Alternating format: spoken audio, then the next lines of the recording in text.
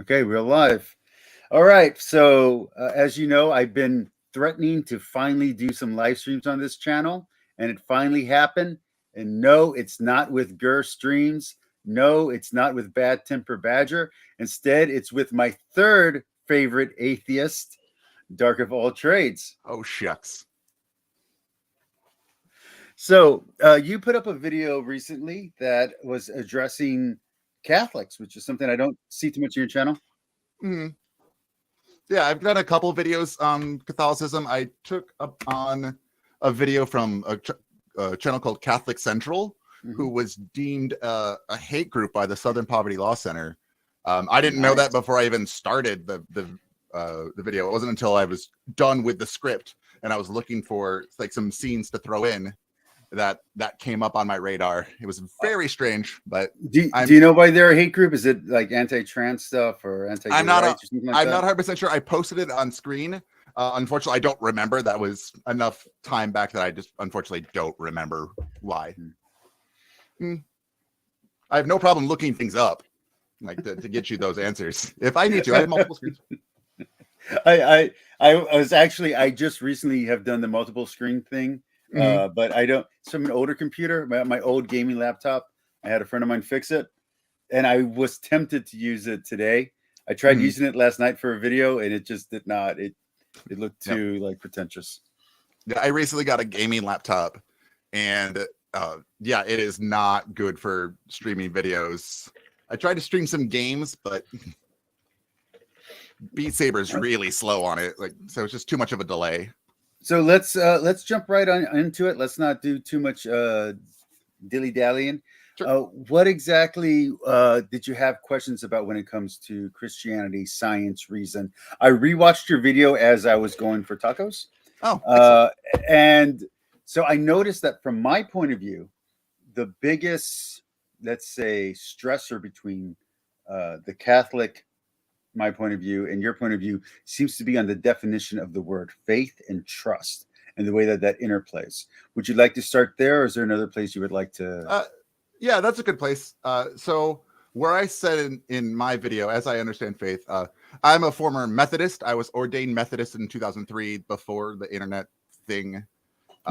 So my understanding of what faith may be slightly different than a Catholic's, because some Christians don't think Catholics are Christians, and I'm not here to debate that. I don't care. I called them Christians when I was Christian. So they were just another denomination. To be fair to our arrogance, we consider us and the Orthodox the first Christians. Yeah. So, there's that. I can understand that. I mean, Rome, I get it. Your own Catholics have their own city-state, so of course. I don't know of any specific religion that has their own city-state country. Did Calvin at one point have his own territory? I'm not sure. I was never a Calvinist, and I don't know. And I know that the Mormons at one point with Utah. So yeah, although I would argue that it's a city rather than they took over most of Salt Lake City, but that's still not their city. Like other people live there. So getting into faith. So my idea of faith is the colloquial definition that I use is the excuse people give when people don't have a good reason to believe something. So, and I haven't found a functional difference between that and what any religious person would call faith in the religious sense. I understand that faith can mean trust in certain circumstances, like I have faith this chair is not going to break when I sit on it. But that is trust based on mountains of evidence that I have that of the hundreds, thousands, millions of times I've sat down. Chairs generally don't break, not that they haven't. I'm a large man. But that's where it's not actually faith. It's a different form of the word. And that's I put a video out explaining the equivocation fallacy where I use that example exactly, as in Professor Dark has faith in science as a religious person has faith in their God. Those two words mean something very different from my understanding. So what do you think? So, and I'm going to be very blunt. I've cheated a bit. I've been subscribed to your channel for a while, so I've heard a few reviews. But so I'm gonna use three different versions of the word trust, where the word faith can be interplayed interchangeably. Okay, in exchange. Right. So I have trust in my Father. Sure. I have faith in my Father. That does not mean that I know for a fact that he won't mess up, that I know that he's not wrong. Just I'm trusting. Right. I have faith that when I was in 3rd grade and my teacher was explaining science and basic evolution and dinosaurs, that what she was telling me was true. And I had so much faith that I made my father buy me little fake dinosaurs that I memorized. And now I couldn't even tell you which one was which. So there's another version of faith and trust, and the words being copacetic. Third, I have faith and I have trust that the lights, when they are on, whether it's a street light, whether it's the I can't think of it right now. Whether it's the lights when you're at a stop sign, what is that? The street? It's not a street light. Stoplight. My brain just went blank. There you go, stoplight. I have faith that the stoplight is actually timed correctly, and that it really is timed to stop, and it's not going to just let me hit the other car. Those are 3 places that I think the word faith and trust are not only interchangeable, but they do mean the same thing. Okay. Counter. I have no issue with that, other than if what's happening from my understanding with the religious context is they're interchanging the word faith, meaning, again, what I suspect as the reason people believe something when they don't have evidence, with these types of faith that you explained, that where you have evidence, mountains of experience with stoplights, you have experience with your father. I don't know your father, so you have mountains of experience with him, just like the chair thing. So I feel it's an equivocation. There's a reason why I picked the dinosaur one, and there's a reason why I picked the stoplight. Those 2 specifically because of how it relates to the faith in God or faith in the Bible. Okay. I don't have proof as a 3rd grader that dinosaurs are real. I have the Land Before Time, and I have my, hey, that Stegosaurus looks freaking cool. I want that. Sure. Okay, that's my level of history with dinosaurs. When it comes to the stop sign, especially if you're a new driver or if you're coming from another country, you're just having trust that the stop signs here work the same as the stop signs in France or in Canada. You don't have that extra experience. You have a tentative experience, but you don't have a direct correlation. I'm not sure I agree in that if you're dealing with a stoplight here compared to a stoplight in another country, you're taking the experience you have with those stoplights in your previous country and applying it to a similar or equal thing here in this country. So I don't think that's different. And you said Methodist, and that's gonna not your history, but just the way that Catholics understand trust is going to differ from how a Methodist or other Protestant would understand trust, because for us, it is authority based. It's not biblical based. So there's a very famous saying that now Catholics are trying to pull away from as we're trying to draw Protestants in, but it's that we believe in the Bible because the church told us so, not because the Bible proved itself. So that's a very hard line in the sand between Protestants and Catholics, is that Catholics are going to have this appeal to authority. Mind you, the authority is still human. It's still, a pope or, a council, but we believe that it's being guided by the Holy Spirit. That's a whole other topic. But for us, it's going to come from the 3 pillars or 4 pillars of authority, which is the Bible, the church, the liturgy, and tradition for Catholics, which is, I get that's a different pole, a different pool. Go ahead. Yeah. So authority of some kind. The difference I see between things like trust in your authority, your book, your tradition, all of those compared to a trust I have in things like science or my observations of reality, those are very different in that I don't have like if an authority tells me, say again, whether you like him or hate him, Richard Dawkins, he's a biologist. What he says on evolution, I can I've got books. You probably have books. Yeah. Sure. What he says on evolution, I'm not an evolutionary biologist.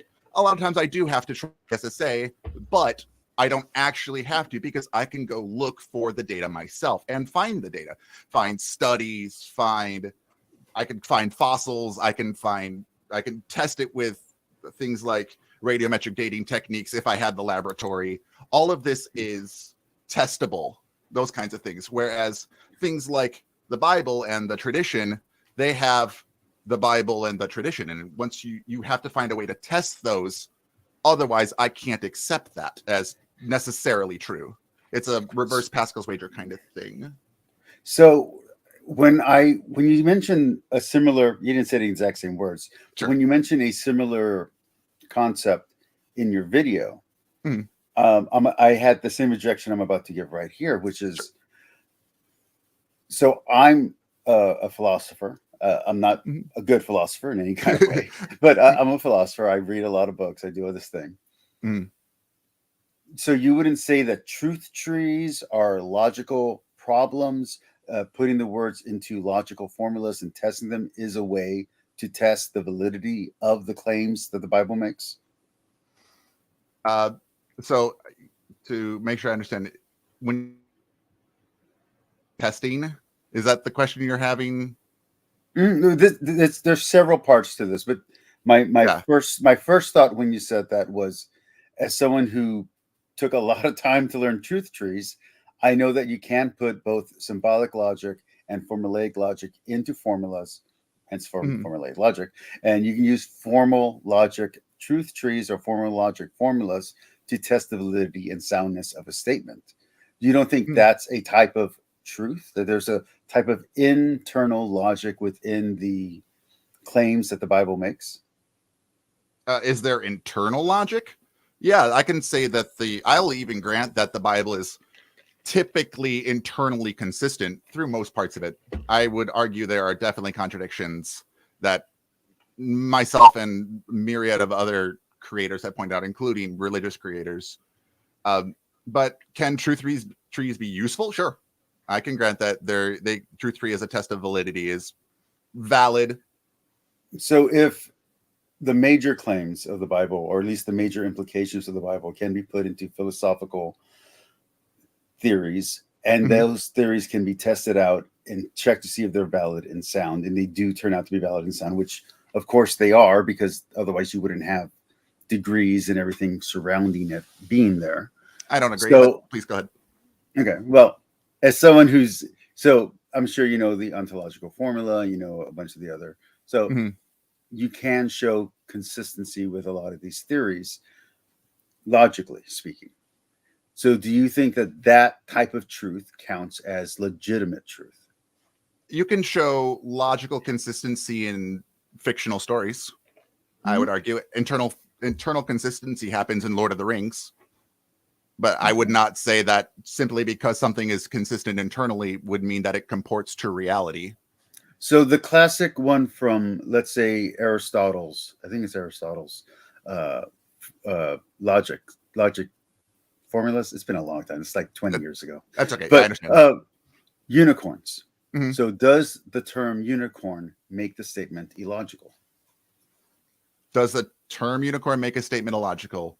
Yeah. So the question is, okay, so all horses, whatever. Okay. Sure. 1, 2, 3, you know, the same formula, A, B, C. And then if you throw in, okay, so a unicorn has one horn, and a unicorn is this statement still sound? Is the statement still sound? The statement internally would be considered sound, assuming we agree that we're not comparing it to reality in and of itself. So, for example, if you're saying a horse has 4 legs, a horse is a mammal, has fur, tail, etc., a unicorn will have those things and a horn. However, the unicorn itself doesn't comport to reality itself, even though you're comparing it to something in reality. So this is the black swan problem, which I'm sure you're familiar with, which is black swans were a logical fallacy until we found out they were real. But until I am not actually saying that unicorns themselves don't exist. I'm saying that the statement that they do exist doesn't comport to reality as we know it. So you would not find a black swan in nature. We have no reason to expect that we would find a unicorn, black or white unicorn, or any other color in reality. So I'm going to let you drive the show a little bit. Would you want to go to the God question from here, or do you want to continue into the faith? I would like to, the question I have is, what is the functional difference between the definition of faith that I gave, that is the reason people give for believing something when they do not have sufficient logical reason, I'll amend it to logical reason, compared to your idea of the religious idea of faith, when you have faith in a God, faith in your religion, not faith in something that you have, like something tangible that other people could have faith in, like your father or the streetlights or those kinds of things. What's the functional difference? So for me, I guess I can only talk from my perspective. Sure, of course. I believe in God. Mm-hmm. I do not believe that statement is illogical. No, belief is not. Yeah. Okay. So for me, when I look at things like, let's say, Origen, who says that you have to have reason to have faith. If you don't have any reason, if you don't have any, if you haven't thought out your faith, then it's not faith, which is almost the opposite of what you're saying. So you have to logically think through your faith, and as Paul says, test all things and only hold on to that which is true. So you need to test your faith, and you need to see if what you're believing is logically consistent with the way that you understand reality. So for me, the way that I look at faith is that it's trust in those things that I know. It's not trust in the things that I don't know. I'm trusting my experiences. I'm trusting what I read. I'm trusting how I live my life. I'm trusting that those things are true. And that's how most Catholics, not all Catholics, would view the reason and faith connection, is that we're basing our faith in God on our experience with life. And in the video itself, they said this, and I heard you, even though it was, of course, we're doing videos, we're trying to be entertaining, but I could hear the gears grinding in your brain, like, hey, that doesn't work. Where they were saying how faith and reason are two sides of the same bird, the two wings of the butterfly, and how they comport together. Well, that's important for a Catholic. For a Catholic, it's not blind faith. Blind faith for a Catholic is bad faith. Mm-hmm. You want to look at the beauty of the world, the nature of the world, and you want to see God and learn about God through the life that you live, because that's the closest we can get, because God is intangible. So the only evidence that we have for God is his creations. Mm-hmm. Although I feel hi, BS. Hold on. I want to say hi to please go ahead. Common BS Lewis. Hello. Invite more people in. Come on. You go on. Sorry. Oh, there we go. Okay. BS Lewis. Thanks. I appreciate that, BS Lewis. He's a fan of yours, by the way. Hey, I appreciate that. I could use more fans. It's very warm where I am right now. If I could have more fans, that would be great. Equivocations. Anyway, so if my issue then with faith becomes, if you can test it and demonstrate it, it's no longer faith. It is backed by logic or reason. It is either logical or reasonable. It is not faith in and of it, as I understand it. I feel like you no longer need the word faith if you have logic and reason to back up your experiences. And if you don't have logic or reason to back up your experiences, then by definition, you're unjustified in accepting the conclusion that faith leads, reasonably or logically. So I would say that would be an impasse, not so much just between me and your conversation here, but maybe between a more Protestant understanding of faith and a Catholic understanding of faith. Because for Catholics, we are going to look to things like the Church Fathers. We are going to look at John Christian Psalm. We are going to look at liturgy. We're going to look at these pillars of faith. We're going to look at who, let's say, people consider scientists, and this is where I wanted to go. So I'm going to drive a little bit. You look at who the original people are who were looking into evolution, who were looking into genetics. These are priests. These are nuns. Now, true, they didn't get the final theory correct, but they did push original theories out there. Yes, the major big names, some of them are Catholic, some of them are not, but you have these religious people pushing forward these now secular sciences. And even today, some of the major discoveries and major scientists out there are religious people. Now, I'm not saying all scientists are religious. Obviously, we know Neil deGrasse Tyson. We know that the majority of people with higher degrees do not actually have faith. We know all that. But some of the big names, some of the people doing the most interesting science are also religious people. And they don't see a conflict in themselves between their science and the faith, between reason and faith. Yeah. And I don't either, obviously. I mean, look. Yeah, of course. Yeah. And I would argue then I would ask the question, as Neil deGrasse Tyson did, is why is the 2% that he said, the 2% of scientists that have faith, why do they have faith and the 98% don't? What is causing that? Why is that 2% still faithful? And he brought that up. I'm sorry, I'm losing my train of thought. And so if we look at that, I will agree that correlation is not causation. But it does seem, as you stated, that as people become more learned, they're losing their faith. So why do you suspect that is? So in that interview, I wish I was doing the interview, because I would have asked this question, which is, how does Neil deGrasse Tyson then explain, sorry about that, then explain science in India? Because in India, Hindus, these guys, they hold on to their faith as their scientists grow higher and higher and higher. So you get higher level degrees, you have more people believing. You don't have the great cutoff you have here in the West with Christianity and Islam and Judaism, where the faithful become more secular. Even if they still believe, their practices are a little less mystical.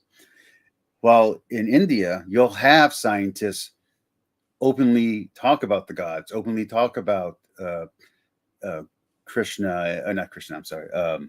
Kali, and talk about the aliens, and talk about things that correlate with their understanding of faith, and of course in a scientific manner.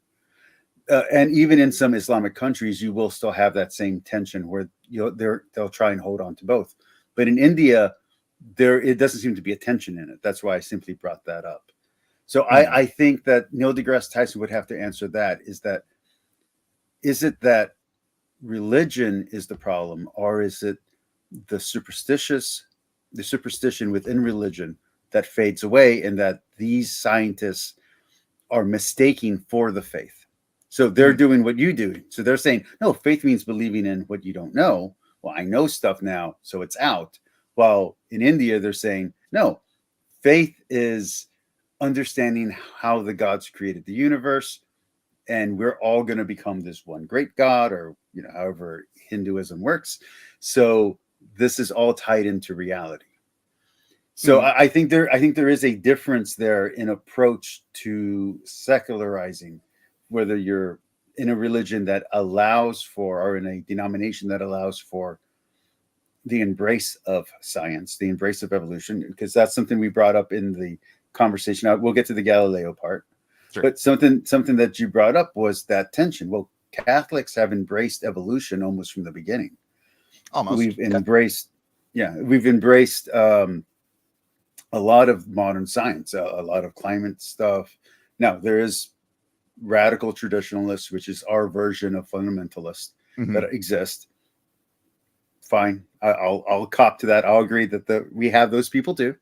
But many more Catholics are going to be on the more progressive or liberal end of the social norms and sciences. I'm going to stop there because I talked a little too long. I got a little rambly. No, it's quite all right. I am, even though I'm a professor, I listen way more than I talk. All of my students are smarter than I am. I will just say that right off the bat. So I'll listen all the time. So the idea that the people in India, the Hindu scientists, are more likely to retain their faith doesn't say much about it. If we look at the history of science, and I'm going to literally grant that religious people tended to be the ones discovering things, tended to be the one putting forth ideas. I would even argue Darwin was a religious person in and of himself. He was studying to be, it wasn't a pastor, but it was somebody in the church. I can't remember exactly. But the idea was that most people were religious as they were discovering these things. So it wasn't, thank you. Yeah. So most people throughout history were religious. So it's no surprise that a religious person would have made the discoveries in the 1600s or the 1400s or the 1200s. But I would argue that it is also the religious people who are anti-science in that regard as well. You have things like, and this is not saddling your Catholicism with this, but you have religious figures such as Al-Ghazali, who stifled mathematics just set us back millennia by saying the manipulation of numbers is the work of the devil in 980 or somewhere around 980, if I recall. And so I would argue that, sure, religious people do good things for science and mathematics and education, and religious people do bad things for science and mathematics and education. But I would argue that I'm a secular humanist, and I would say that secular humanists are considerably less likely to do the harm and more likely to do the beneficial, or to put forth beneficial aspects through science and mathematics and education. Am I wrong in hearing your videos? Am I wrong in hearing a touch of utilitarianism in your philosophy? Yeah, I would say that there's some utilitarianism in my philosophy and consequentialism. Although I don't specifically identify as any of those one things, it's not something I've really thought about for putting that kind of label on myself. The real labels that I apply to myself are secular humanist, counter-apologist, atheist, and that's professor. But as far as my educational aspects of it, I don't care as much for the labels as I do about the ideas. Well, let me ask you about just a small tangent, because sure. The reason why I stayed a quote unquote theist, but the reason why I stayed believing in God, one of the things that happened is that as I was on my way through, I used to be an anarchist, and as I worked my way through that kind of stuff, Plato and Socrates and Aristotle, I started leaning more and more toward humanism. And it's when I got close to secular humanism that I got turned off, because with secular humanism, I mean, there's different types of humanism, just to be clear. Not all of them have to deny God, but it was the more secular humanists I read, the more the emphasis on denying of God. And for me, I never had that problem. There was never, even when I didn't believe the Bible, even when I was like giants and world floods, like, what is this? I still believed in God. Like, it's just like, okay, so this story is like crazy, but there's still a being. So when I got to that in secular humanism, I was like, yeah, no, I'm out. I'm not. And so I was just a Taoist for 15 years instead. But so I'm just kind of curious on that note, what attracted you about secular humanism, and what about that belief system kind of defines you now, if any of it does? I would consider myself a secular humanist based on what my understanding of secular humanism. I am happy to throw out the label secular humanist if it gets in the way of things. If it conflicts with a single idea that I have, for example, I have no problem. I'll throw away the label because it doesn't matter. Like I said, the ideas are what matter.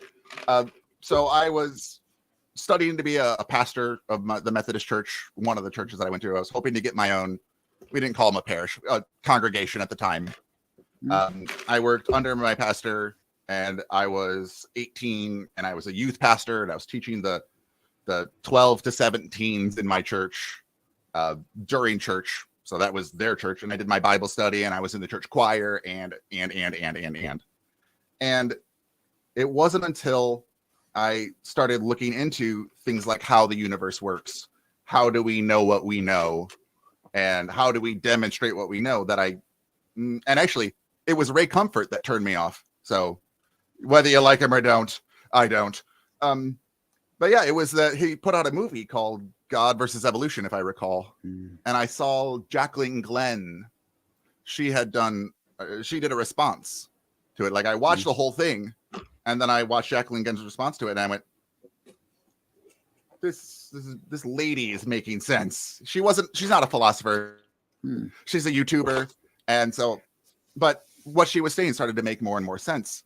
And then it got to Neil deGrasse Tyson, and it led me to understanding that if a God exists, great. Like, my life isn't going to change in and of itself. There's nothing, I would be the same person I am today, irrespective of the existence of a God.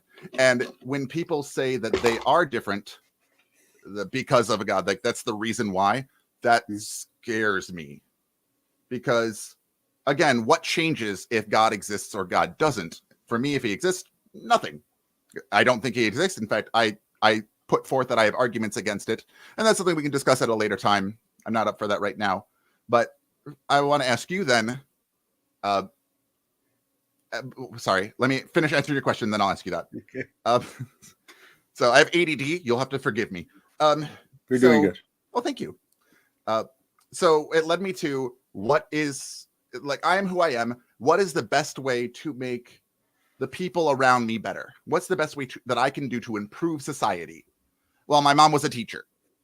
So I went into education and got multiple college degrees, whether I wanted to or not.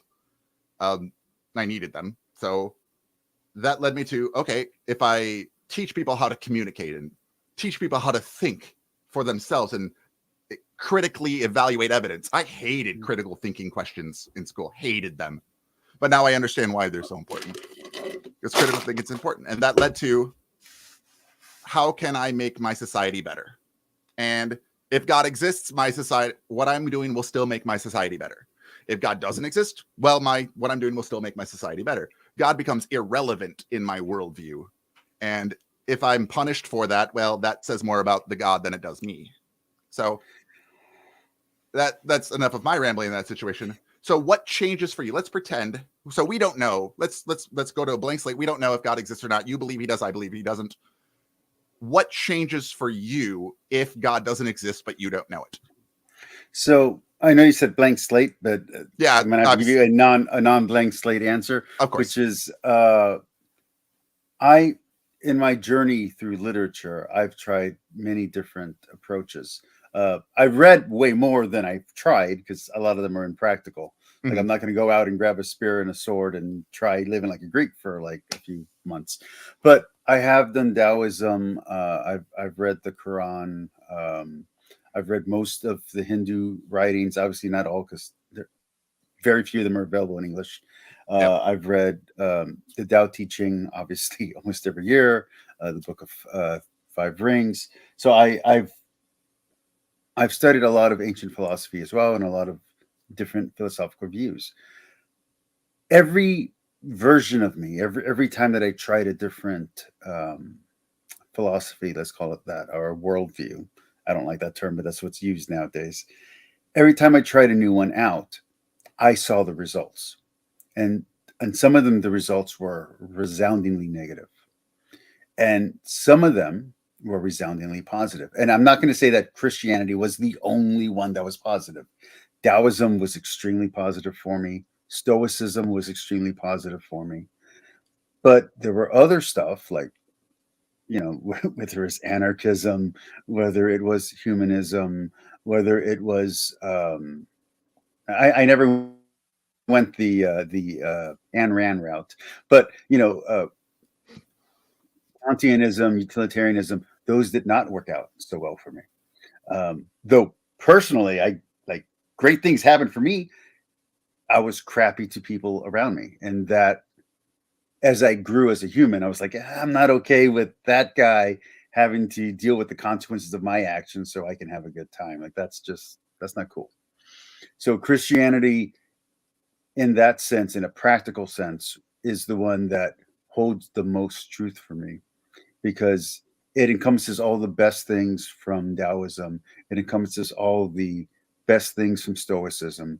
And it has a few more let's call them demands, that challenge me to be a better person in a way that other faiths don't. And there's one particular faith that I'm not going to get into here that I'm glad I didn't try to live out, because all of its principles were counter to the person that I wanted to become. And you can guess the faith. Sure. Okay. So I'm unclear at this point of if we say, like, I want to be as objective as possible. You tried some things and I'm a lot of things, and I will grant you, you tried a whole bunch of stuff. I'm right there with you. What my experiences with some instances may be different than your experiences with those same things. When I say I'm a secular humanist, I use a different kind of golden rule that's in one of my videos. Maybe you saw it. It's kind of a kitschy phrase, but what was the golden rule? Do unto others as they would, or you would want them to do unto you, right? That's a bad idea. And I can go into it, and it's inappropriate for, but it's why people send inappropriate pictures to people. Sorry about that. That's my wife was calling me. That's all right. I don't have feelings. It's okay. It's a joke. I like it.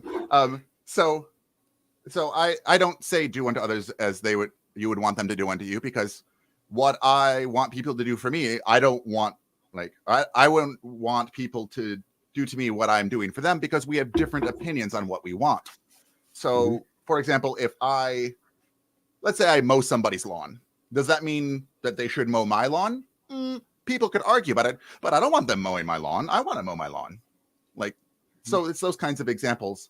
And so that's my idea behind inappropriate pictures. And I promise I'll keep this brief. Why? When a guy wants an inappropriate picture from a person he fancies, if he would want to do unto them as he would want them to do unto him, if he wants an inappropriate picture, he should send an inappropriate picture by that logic. But that, as we know, is not a good idea. So rather than that, I say do unto others as they would have you do unto them, as long as it's within your own morality. I have to put that caveat because somebody in my comment section was very smart and it had me have to put in that caveat. So if I want to have a cordial conversation with someone, then I should be cordial to them.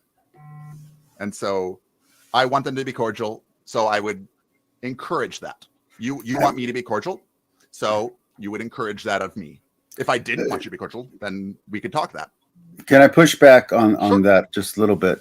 So you mentioned earlier that you're slightly a consequentialist, right? I would put that there's consequential parts in my viewpoint. So with the idea of not necessarily treating people how you want them to treat them, but how they want to be treated.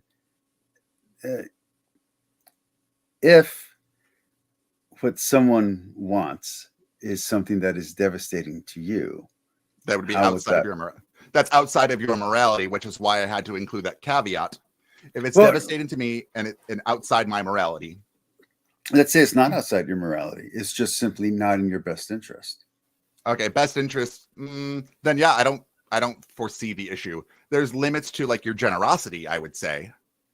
But what you should do is the moral pinnacle. So so then does your morality only count on you, or does your morality count as the group that you belong to? I'm the one that makes the judgment on them, and people may do things that I disagree with, but I'm not the arbiter of what should happen to them if they break my morality. That's not how societies work. Could we take a short 5-minute break, or maybe even a 2-minute break? I need some water and some chaplet. Sure. Does that sound good? Do you want to take the channel for like a good 2 seconds? Sure, I'll take the channel for a good 2 seconds. Yeah. It's going to be like a little bit long. I'll be right back. All right, that's fine. Go ahead. I'll talk to the audience. I don't mind. Yeah. So, yeah. Oh, I doubt he's actually scared. Like, he's been absolutely nothing but polite to me, and I'm very pleased. And that's something I'm noticing, is that a lot of the YouTubers that I have interactions with have been nothing but polite. there are some people on my channel that I have had negative interactions with, and I can quickly determine that and dismiss them. But I always give people chances. And Alpha here has been nothing but nice to me. Although he has pushed back on a lot of things, or at least some things that I've said, it has been nothing but friendly discussion, even if people are content. Yeah, I see you there, Germania. I really appreciate it. I've seen you in my comments, and this is what I look like. So I'm not much different than my avatar. I actually had a friend of mine who draws for a living, does things like that for a living. I commissioned my friend to draw my avatar based on a photo shoot I did when I was modeling. And so that's what I look like. Mm-hmm. So, Dark of all trades. Hey, thanks. Yeah. I have some bad news to tell you. Uh-oh. There is a terrible person in this chat who hates you, who you should never, ever acknowledge. Okay. And every time that they bring him up, you should ask, who is that? I've never heard of him. This man, this horrible monster, is called Garmania. Okay. Okay. What do you know? He's been in my comment section. He's a terrible person. He's a terrible person? I'm sorry. Yes, he's a terrible person. He absolutely ignores his friends. He absolutely doesn't always invite them into chats when he calls them in. No, he's a monster. I've never met such a terrible person. On my channel, I try to absolutely promote courteous discussion, even when there's intense pushback. Like, I want everyone to be polite and understanding. I think that empathy is one of the best things we have about being a human, and understanding. And on YouTube, let's be honest, there's always going to be people who push back in what one would consider the wrong way. Again, as I was saying while you were gone, I've had people in my comment section push back in what I would consider the wrong way, throwing insults. Well, he doesn't. I think he's just secretly a Christian. I think that's what's going on. And he's just trying to trick all his atheist people into following him. Maybe. I'm not here to say. I do magic as well. That's one of my many trades. You can see some of my magic on my YouTube. It's like when I was just getting started. They're not amazing, but I like them. And I explicitly say that I don't want people to try to tell me what's in my head or what I think or what I believe. As I brought up previously, is that I'm a magician, and I am way better at pretending to read people's minds than a non-magician would be. And it's more of a glib way of saying, hey, don't try to tell me what I think. I'm way better at pretending to read people's minds than you are, kind of thing. I don't know enough about this person. I know he's been in my comments. Yeah. He's a friend of mine. He's a friend. Okay. Oh, so he's really bad. Okay, I see now. Yeah, I actually caught that when you said he doesn't invite his friends to his channel. I actually caught that, but I wanted to keep going. So anyway, just to continue on, let's go ahead and do the Galileo thing. And then if Gar or BS or even if Pixie comes by, if some other popular atheists come in, I'll send them an invite if that's okay with you. Sure, I don't mind. Mm-hmm. Okay, so first let's get to the Galileo, and I'm going to give you full permission to press me on some of the quote unquote Catholic sins Catholics have done as a sin against science. Feel free to hit that as hard as you want. Let me kind of just give kind of a brief synopsis. So in the video that I recommend anyone on my channel who's watching, go watch, Dark goes ahead and comments about Galileo. And in the comments that we were talking, he went ahead and talked about some of the sins the Catholic Church has committed against science. And I, hopefully politely, responded back with the actual situation was more nuanced. And Galileo himself, which of course you can say a condemned man's not going to put his own head on the spike, as it were, on the chopping block. But he, in his own words, has said that it wasn't torturous or terrible. He was just simply in house arrest, and he was allowed to leave eventually, and he was allowed to have guests. He just wasn't allowed to be free to teach and do the things that he wanted to do. But he was well kept, and he was supposedly happy and eventually reconciled with the church. Mm-hmm. So that being said, go ahead. So from my understanding of the story, and I research everything I talk about. I'm not an expert on almost anything I talk about. But when there's a topic that I want to bring up, I do what I feel is sufficient research to at least get the point I'm trying to make across.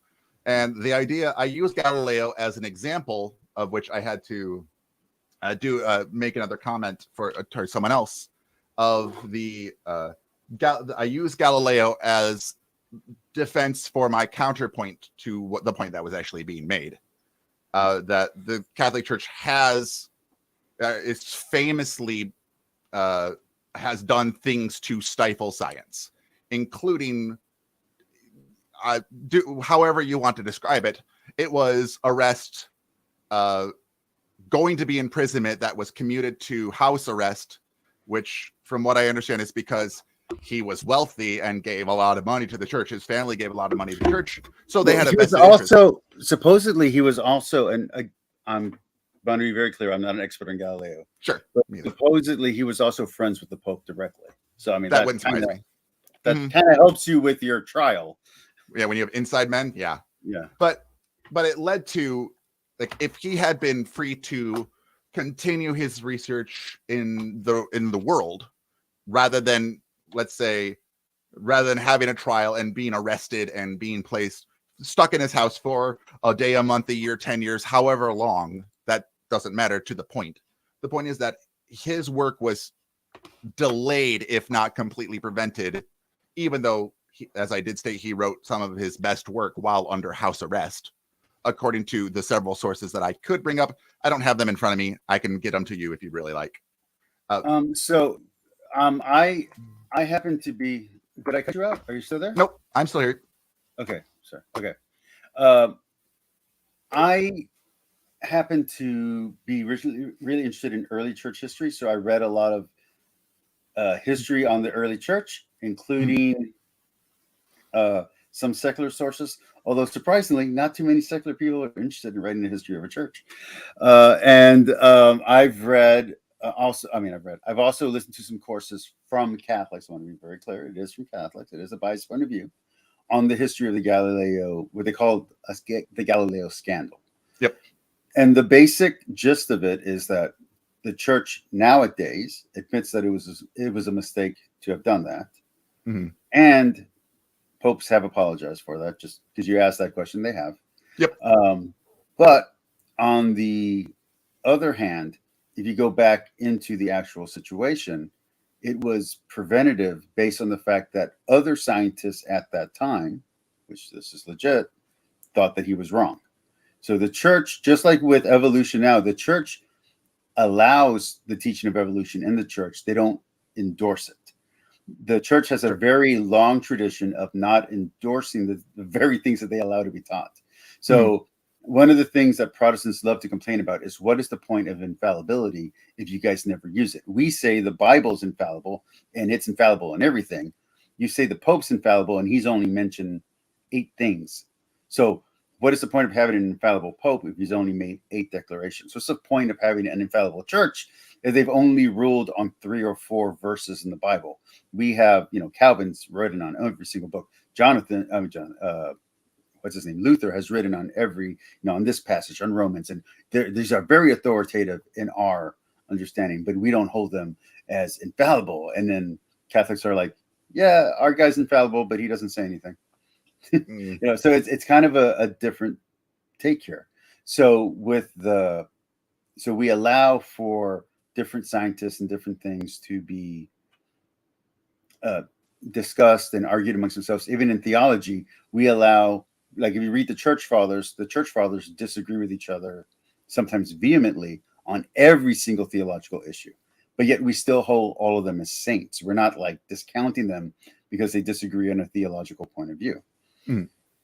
So hence the Reformation for us was like, what's happening? we were like completely caught off guard. If you actually read the documents, I know this is like a slight tangent, but it's relevant. The Catholic Church is trying to talk to the people who are rebelling against them as if they're still members of the church.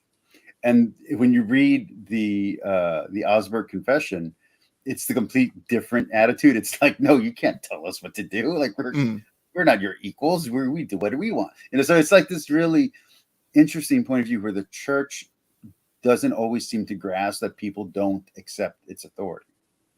So I think that plays into something like the Galileo scandal, which is where the church thinks is doing one thing, which is preventing future scandal in case he's wrong.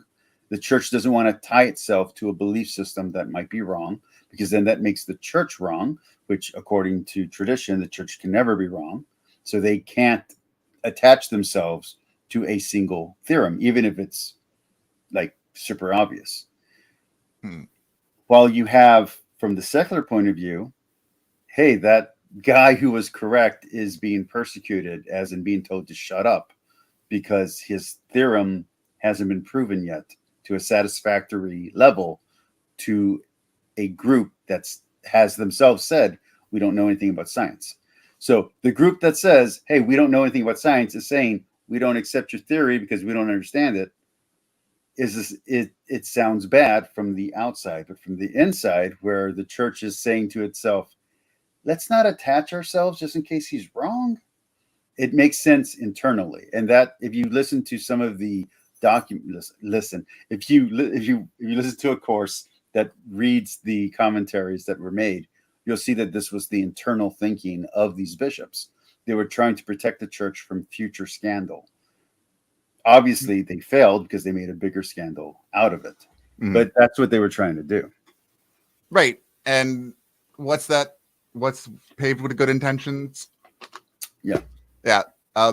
So taking a step into things like papal infallibility, things like I brought up in the comments, Pius XII forbade the belief in polygenism, which kind of required from our understanding of evolution at this point.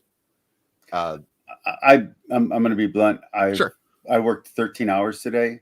I can't remember what No. Oh, so polygenism is the idea that so the church believes in Adam and Eve, or at least promotes that as some kind of part of doctrine. Adam and Eve, first humans. If polygenism goes against that, that would be monogenism, is that you have the original two people, which led to people, This way, people. Let me hit my mic. That's important. It sounds good on audio. But we know that there were not the first two people. It just wasn't it. Evolution shows that, our understanding of evolution by means of natural selection show that it's a change in allele frequencies over time in populations, and that the lowest at any point we would understand that a human population, what we would consider the Homo population, is about a little over 1,000 during the bottleneck of when we needed to escape Africa. So Adam and Eve could not have existed based on these ideas. And so either the church is okay with that, okay with us saying evolution shows that Adam and Eve could not exist, but Adam and Eve existed in our story, which I call the mythos. However you feel about that is not specific to that. So Adam and Eve could not exist due to polygenism, but Adam and Eve existed in order for things like original sin, and in order for things like special creation, those kinds of aspects of it. It kind of conflicts with what we know about science. So if we can keep it there, because there's actually a lot that I can say there. There's a lot, I'm sure. So the church, like I said, it doesn't ever endorse a specific teaching. It's very much plain and safe. But one of the theorems that it's promoting currently, is that if you go with, so Jimmy Akin, I'm sure you've heard of Jimmy Akin. He's written on this profusely. So there's the idea of, there's like 3 different theories or 4 different theories. And here's what's interesting. These are not new theories. Origen, one of the very first theologians in history, one of the first Christian theologians anyway, in history, you're talking about like in the 100s, wrote about this. So it's not as if these are new theories. I want to be very clear on that before I give Jimmy Akin too much credit. But Jimmy Akin has talked about what are acceptable ideas in the Catholic Church, not what are endorsed ideas, what are acceptable. You can believe it privately and still go to church and you're fine. So there's the idea of Adam and Eve representing haplogroups, I believe is the term that he used. So this is Eve is one haplogroup and Adam is another haplogroup. And the reason why that's allowable in the Catholic faith and in Judaism is because the word Adam just means man, and the word Eve, or it's actually, her name's not even Eve. You actually go, it's a different name altogether. Just means woman. So it doesn't actually have to mean this specific man and this specific woman. There's also the fact that even in ancient Hebrew and ancient commentaries, they say Adam's not the name of the guy. We don't know the name of the guy. Right. This is just the name that we're using. We're using, Sure. So, like, it's obviously not a Hebrew name before the Hebrew language existed. That just doesn't make sense. So that's one definition. Then there's a second one, which is Adam and Eve are the first two humans to have souls. So before Adam and Eve, before people evolved into people. So when I forget what the hominid is before Homo sapiens sapien, but whatever. Let's say Cro-Magnon. Let's just use that. Okay, yeah, use that for example. But that's assuming that we're not all still slightly Cro-Magnons. Sure. But so basically, whatever that was, didn't have a soul, still an animal.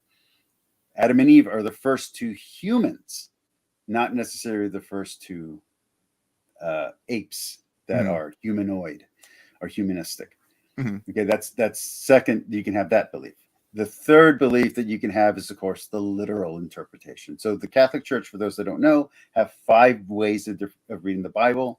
It goes back to the Alexandrian and Antiochian split, which is literal and simple, which is the Protestants took, which that's John Christensen, which is funny because that's our guy. That's the Catholic guy, and yet he's the one who had the Protestant view. And then you have Origen, who a lot of people consider a heretic. Catholic Church, kind of like, but he had the spiritual point of view. And so that was, you want to see if it's liturgy, you want to see if it's metaphor, you want to see, okay, anyway. So one of the Catholic popes in the last, let's say 40 years, 50 years, has declared under his personal understanding, so it's not from the church, it's not from the throne. So it's not an official church teaching, but it's from the Pope, so you kind of can't go any higher anyway, that the Old Testament, Genesis specifically, is polemic, not history. Protestants don't like this idea. They're not okay with this comment. Right. I heard that, what I read as I was researching into this for the video is that they had said what was at the time, I don't know when this was decreed, that it was acceptable to take the Genesis creation story as literal or as a story. As long as you don't deny the truth of the morality and the tenets of the faith. Sure. So you still have to believe in Adam and Eve, but you don't have to think that Adam and Eve were Adam and Eve. Sure. So I want to push back on something that is we're not going to solve today, but I want to get an exact meaning, because I don't accept the idea that souls exist. I don't know. What do you mean when you say soul? Okay, so as a Catholic versus myself, there's 2 different answers. Let me answer as a Catholic first, because I need to submit to the church. Kind of a thing Catholics have to do. Can't go against that. So the soul, the current understanding of the soul is that it is the eternal part and the non-corporeal part, which means you can never find it. You're not going to find it in a magnifying glass or magnoscope or whatever. Is that it's incorporeal, and it's that part of you that is divine. Okay. So you can't find God, can't find a soul. Period. Now, that's answer for me. So I am really fond of both the Jewish and the Orthodox, Eastern Orthodox definition of a soul, which many Catholic apologists hate, but technically speaking, it's not a heresy, which is that the soul is the anima and animus, or the energy and intellect of the human. So there's 2 different versions. There's one that says it's the animus and anima. That's the parts of the mind as this guy over here. Where is he? Parts of the mind as this guy would understand them. It's also going to fit in with Kierkegaard, who is not accepted by the Catholic Church. So their understanding of the human mind is what's going to get you that understanding. The Jewish understanding is that there is the intellect, which is the divine part that survives after death. And then there's the energy or the simple soul, the animal soul that animates your body. So that's the soul, is that electrical charge that runs your body and keeps your body, not ATP, but the actual like electrons that shoot and fire in between your mind and that actually let you move, not just the energy that lets you do it. That's going to be kind of a more Jewish understanding. And I am very fond of both of those, but just to be clear, that's not a Catholic teaching. The Catholic teaching is the first one. The first one, which I would say the first thing is indistinguishable from something that doesn't exist. If you can't detect it and you can't demonstrate the effects it has, there's no difference. As for the second meaning, I still can't accept that because it conflicts with the idea of only humans have souls, as all animals we know that have the same or similar electrical impulses flowing through them, which cause them to be able to move and things like that. Which means that either no dogs go to heaven or all dogs go to heaven, and I gotta know which one it is. Yeah, I'm telling Gar in chat, we're gonna give him 5 minutes before we're gonna let him in, okay? Hurry up, Gar. All right, so say Blink 182, I see it. Nice. So let me ask you, just so we can finish up on what we said we were going to talk about. Sure. Having talked about some of the stuff going on between the church and science, some of that conflict, which again is more stressed and more prominent in evangelical and fundamentalist religions, where they are going to deny evolution, deny genetics, things that Catholics do not deny. Like you'll see a priest speak about genetics on a pulpit. You're not going to see Todd Farrell talk about how genetics works. You know what I mean? Like it's just a different, it's a different sense. So let's go to the bonfire of the vanities. I think this is a really good example. Okay. So you have a Catholic monk, a Catholic priest burning art. At the very same time in Rome, you have some of the greatest painters of all time painting nude bodies, some of the most sensual art that has ever existed.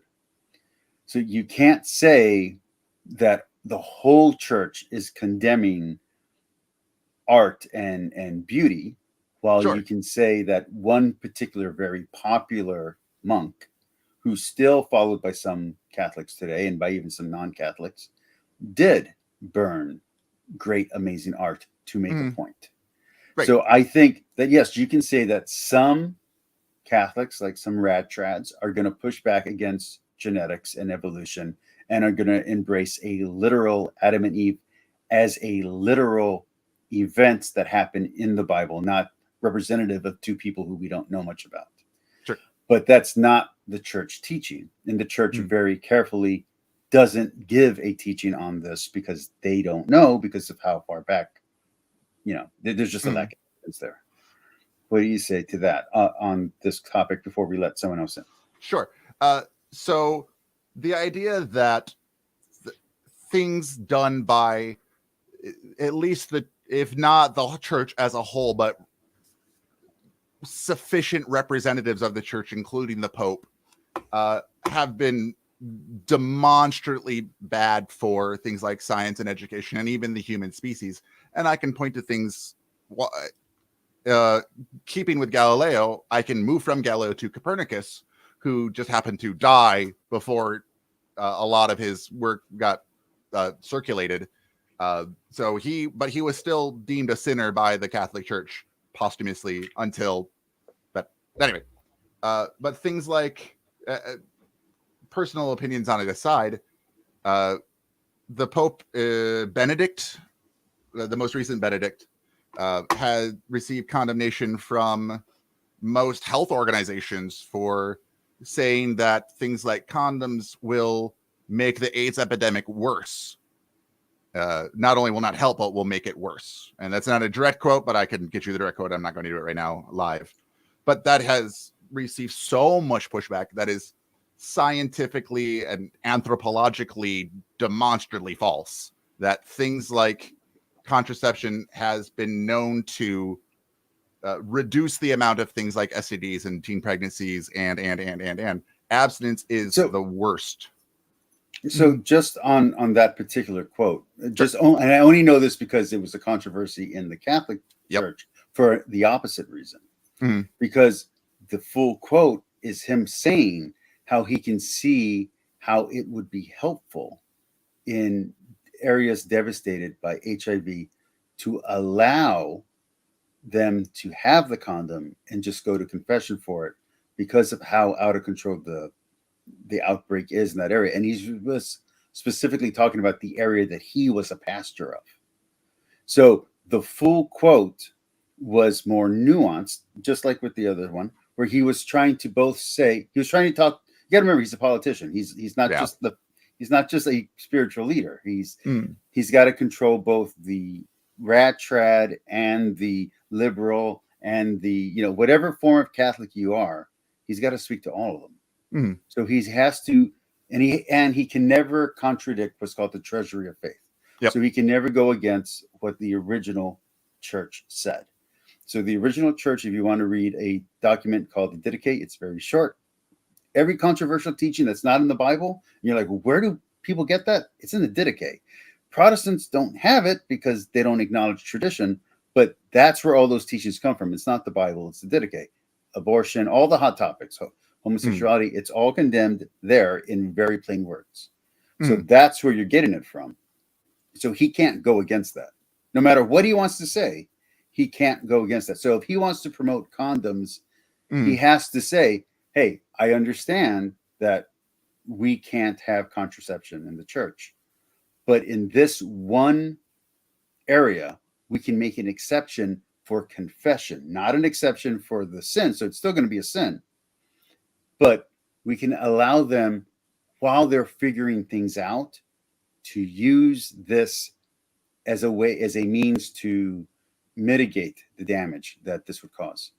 But to be very fair, he got such pushback that his very next statement, and I don't remember what the next statement was, I just remember the news story, was basically he wiped out all the nuance from the first one and was just like, yeah, no, it's a sin, sorry. Because he got a lot of pushback on that. Sure.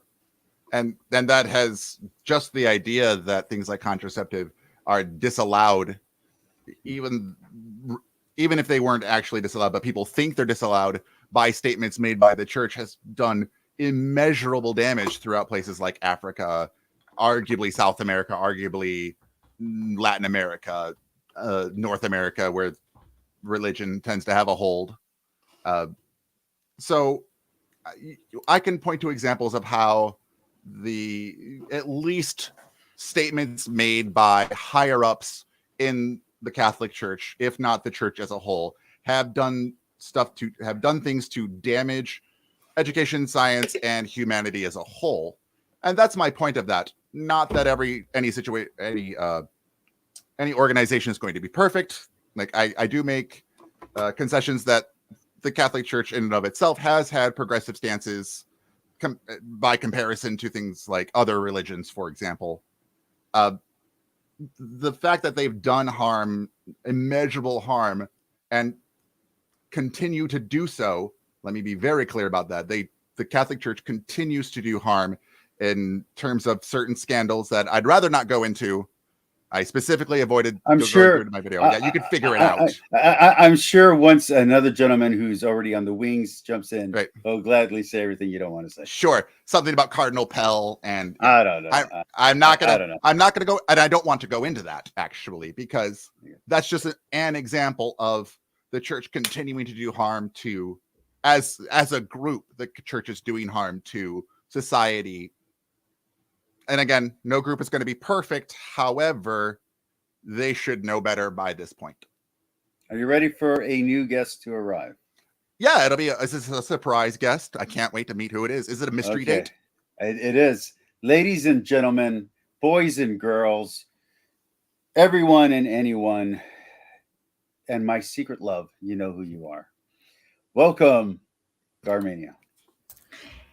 Hi, everyone. I hope you're all having a fantastic.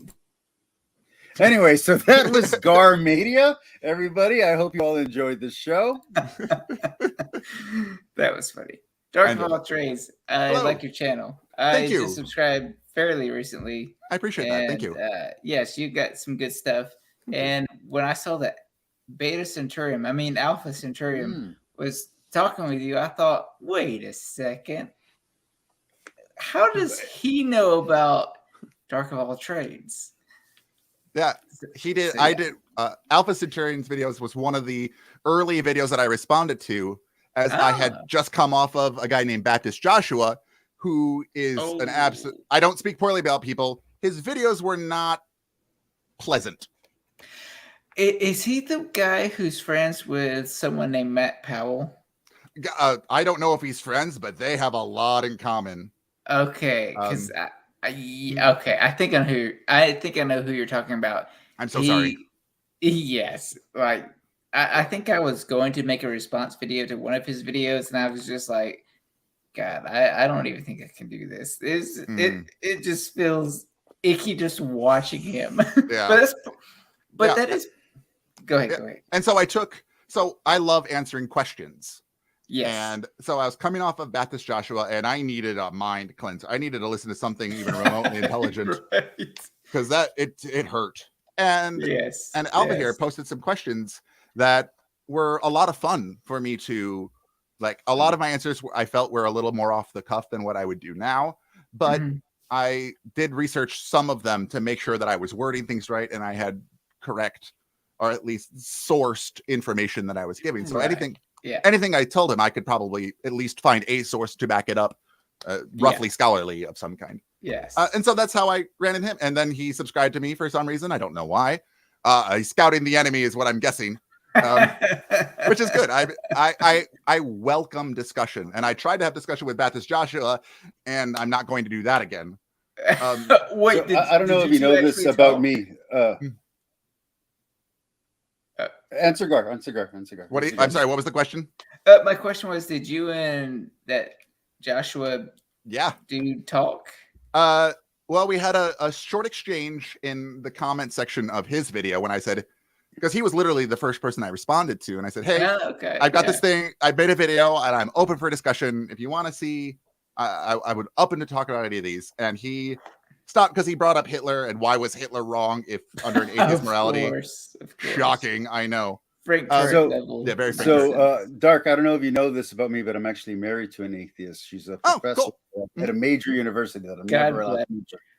Yeah. So neat. The person that does my avatar, that drew my avatar for me, is a friend of mine, and she is an atheist who's married to a very devout, I don't know, Lutheran. I don't remember what, some sort of Christian. Good friend, absolutely wonderful friend. Helped me move, so you know. Yeah. So Gur, there's a reason. I do want you to add into the conversation that we've been having, but there's a specific reason why I invited you in.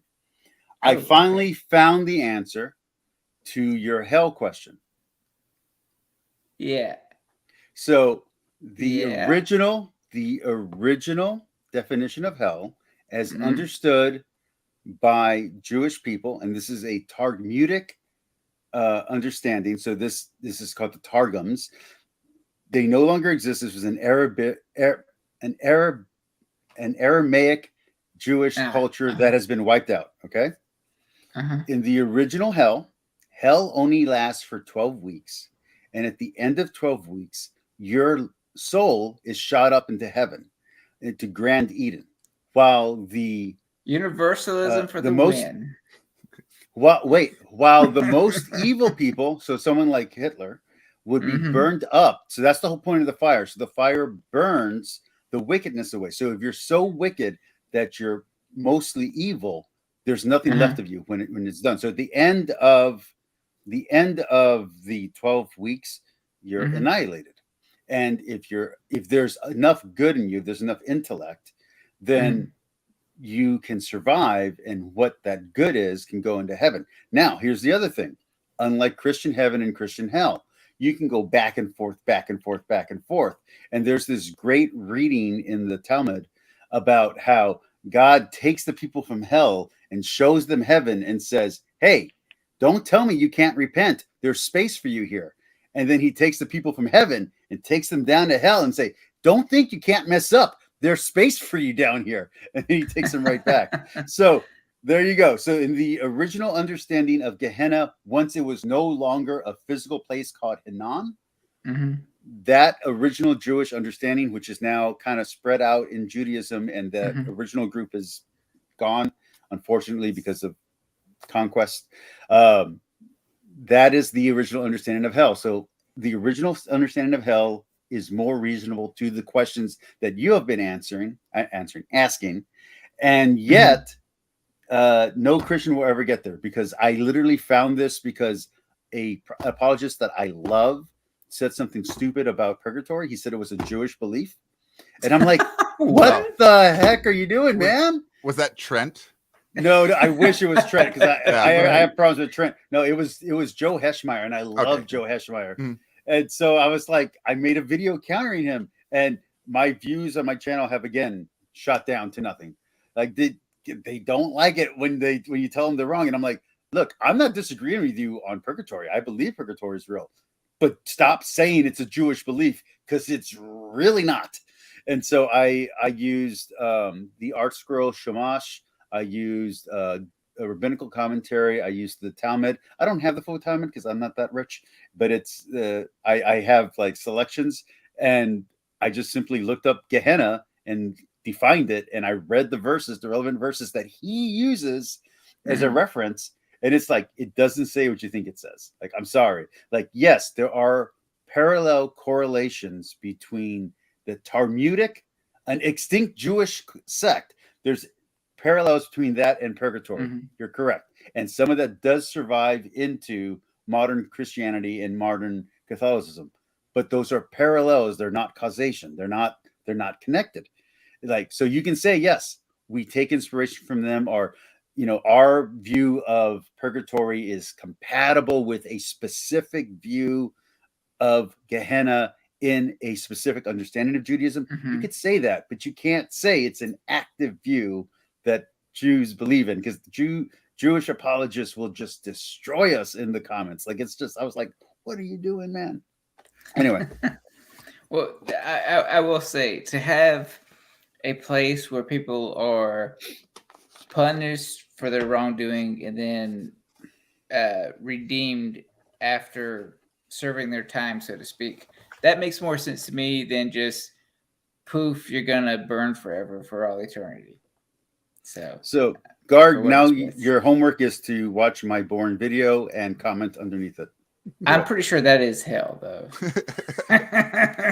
All right, so now both of you, I'm going to reopen the room. Let's get back on topic. Let's go for at least another 20 minutes, and then after that, let's cut it out. You should sleep. Let's talk about. Yes, I am very tired. I've got questions, Alpha. I've got new questions. We were talking about Galileo, science and faith, how reason plays into faith, if they're connected, if they're not.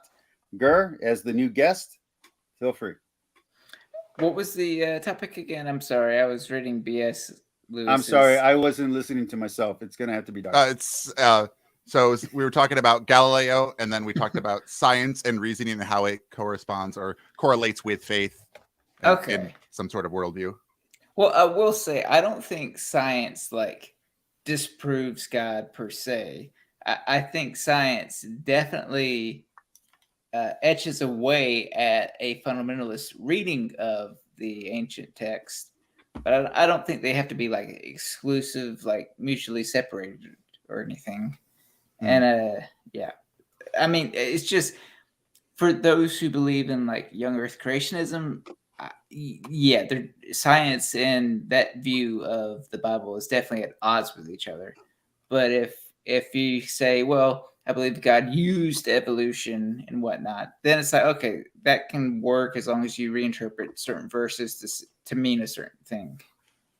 It does change from literal to some sort of figurative Right, like maybe allegorical or something. I think a lot of people in the Jewish faith, possibly, view the Old Testament as more of allegories and poetics and stuff like that. There's a channel called Useful Charts, which I recommend anyone watching go watch. He has a great video that he just did on Judaism because he is Jewish, and he talks about the 3 prominent denominations and then the 2 sub-denominations in Judaism. So there is ultra-Orthodox, and there is, they don't like the word ultra, but there's ultra-Orthodox, which will take a more literal view. And then there is Reformed, which will take a more metaphorical or analogical view. I dated a Reformed Jewish lady who, this is back when I was first learning about, I was 18 or 19, and I was first learning about other religions. I only knew about Christianity at the time, my flavor of religion. And so that's what pushed me away, is that I learned more about Judaism and why things like the Jewish people didn't accept Jesus as their Messiah. And she was also a supporter of a pagan group at her college. And so I got to go to those meetings and learn about paganism and Bobism and Jainism and all these other religions that I had no idea about. And it changed my perspective of the world, understanding that there's more than just what I believe going on in this world. You're now full screen. What? Now I'm full screen. Oh, snap. Dark How do I make myself go blank for a second? I don't know. If you click on your avatar, it should be at the left bottom side. You'll see 3 dots. You should have an option to like remove yourself. I usually do, but now I'm hosting and I can't find Jack. Okay. There we go. Okay, there you go. You might want to mute though if you need like I don't know. Quietness. So I find no reason to include faith in anything that I think or do. I'm famously against the idea of faith because if there's anything that we can't figure out through logic or reason, or any effect that we can't use logic or reason to detect, then I don't know of anyone that can show anything like that. If we need to use faith, then we have a problem. There's no difference between something we would need to use faith to discover than something that doesn't exist. There's no effect. Agreed. So if there's an effect, then we can use logic and reason to discover it. If not, it doesn't exist. So I think you think you follow? Yeah. God is indistinguishable from something that doesn't exist because his effects can't be measured. Okay, that within that context, absolutely 100%. Sure. Yeah. And Dark, I'm just curious, were you ever a Christian or were you always a skeptic or what? Towards the beginning of this program, we talked about it a little bit. I was raised Methodist, and I studied, and I was working to become a pastor. And I was a youth pastor when I turned 18 for my church. And I taught like the 12 to 17-year-olds during church. I was their pastor at that point. And I was working on getting my own congregation, and I studied and studied and studied. And what's the best way to become an atheist? Read the Bible. Read the Bible, yes. Yeah. So so true. You said that in your video. You said that in your video, though. And like, I can't disagree more, because what helped me become what drew me back into the church was reading the Bible. It was reading it. I think it was the third time that I read the Bible all the way through front to back. And I had problems with Alpha. I'm just kidding. I had problems with Paul and his misogyny, and I was like, I'm gonna find an answer. So I wrote to Baptists. I wrote to different pastors just all over the place. And none of them could get me an answer. And so finally, after talking to a synagogue and finally I end up going back to my childhood church, and a lady who knew my mother, my mom's dead, just FYI, a lady who knew my mother was like, hey, and she said my my childhood name, which I'm not going to share here. Sure. And I was like, how do you know that name? And she was like, yeah, I knew you as a kid. And I was like, well, hey, I'm having this problem with the Bible. And she's like, well, my husband's doing an RCIA. You don't have to, come back to the church or anything like that, but you can go into the class and learn. And I was like, sure. And then the rest is history. I see. Well, so simply because one comes to a different conclusion does not mean it's still not the best way. So if I want to drink from a garden hose, I have a best, like we can figure out the best ways to turn the water on and put it close to your mouth. But if you drink like this and you think it's the best way, that's fine. You can disagree with my idea of the general idea of the best way. But that's a quote not from me. That's from another source. You mentioned Glassland Jen or whatever her name is. So what's funny about her now, I'll talk about it in a second, but back in the day, she's actually one of the reasons why I started my channel, because she said some ridiculous crap, because she said she grew up Catholic. And she's like, well, Catholics don't read the Bible and all they do is worship the catechism. And I'm like, what the hell are you talking about? Like, most Catholics don't even read the catechism. Like, I don't even know what you're like. What she was saying was so far from reality. I got a question. Alpha, this is completely off topic, but since you're a Catholic and you say you're a Catholic in every other sentence, which I appreciate. Say I'm a Catholic? I'll bring you the rosaries, buddy. No. You're a Catholic. I have rosaries too, so that doesn't make me Catholic. Anyway. So this was kind of new to me. This happened a few months ago. I was in somebody else's stream. You saw the Virgin Mary. Yeah, you got to convert. I'm toast. It legit has to do with the Virgin Mary. Alpha, according to your opinion, I don't care about anyone else's. I don't care about the Catholic view of Alpha or whatever. Just your view. What book am I grabbing?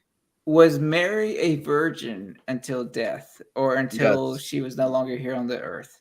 Yes, she was a virgin. Okay, why? I mean, do you want the biblical one, or do you want like just an opinion? An opinion. Because typologically she has to be. She's the mother of the church. She represents the church itself. But the church. But why? This is what I didn't get, because the Catholic that I spoke to. And again, this was a shock to me. I had no freaking idea, which I should know because you and I are friends, Alpha. But this guy said, well, would you allow your mother to be deflowered or something ridiculous? God. And I was just like, no. So, okay, let me give you the Catholic Church teaching instead of my little stupid opinion. So, brothers and sisters, that word as it is. Remember how you like to talk about how hell is a terrible translation? Yes, brothers and sisters is a terrible translation. The word itself means cousin. It just means cousin. So, in ancient society, your best friend, your whatever, is your brother. Yeah. Yeah, they're all your brother. It doesn't matter who it is. And it's almost like the same slang we use now, which is like, hey, my brother, like, hey. So it's that kind of terminology. So Abraham, is it Abraham? Or is it whoever the Sodom and Gomorrah story with the guy? That would be, I'm pretty sure that was Abraham, but it's Abraham, and I can't remember his cousin. But in the story, they're called brothers, even though the story starts off narratively explaining exactly how they're cousins. So it's that same non-distinction of language that Catholics use based on typology to say that when the Bible says brothers and sisters, it means one of three things. Either they are Joseph's children from a previous marriage, because in the proto-evangelical of James, he's an older gentleman, or they are adopted, or they are cousins. That's the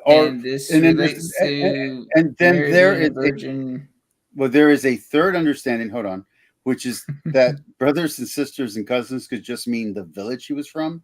So, for instance, here, if we were in ancient times, we would say that me and you, Gar, because we talk to each other on a regular basis, are part of the same village. So we are brothers in that sense. And that's just a general way of talking about culture in groups. So that relates to the Virgin Mary being a virgin because she didn't have any other kids, so she never had sex. But my question is, well, I understand that she was, according to the narrative, I understand she was a virgin when she gave birth to Christ. I get that. I do think it's silly as a skeptical atheist, but I can understand that narrative, I guess. But why would she need or have to or because ought to have typologically she represents the church a virgin, and she represents the ark. So if she was not a virgin after conceiving Christ, then like she after can't giving birth, the church.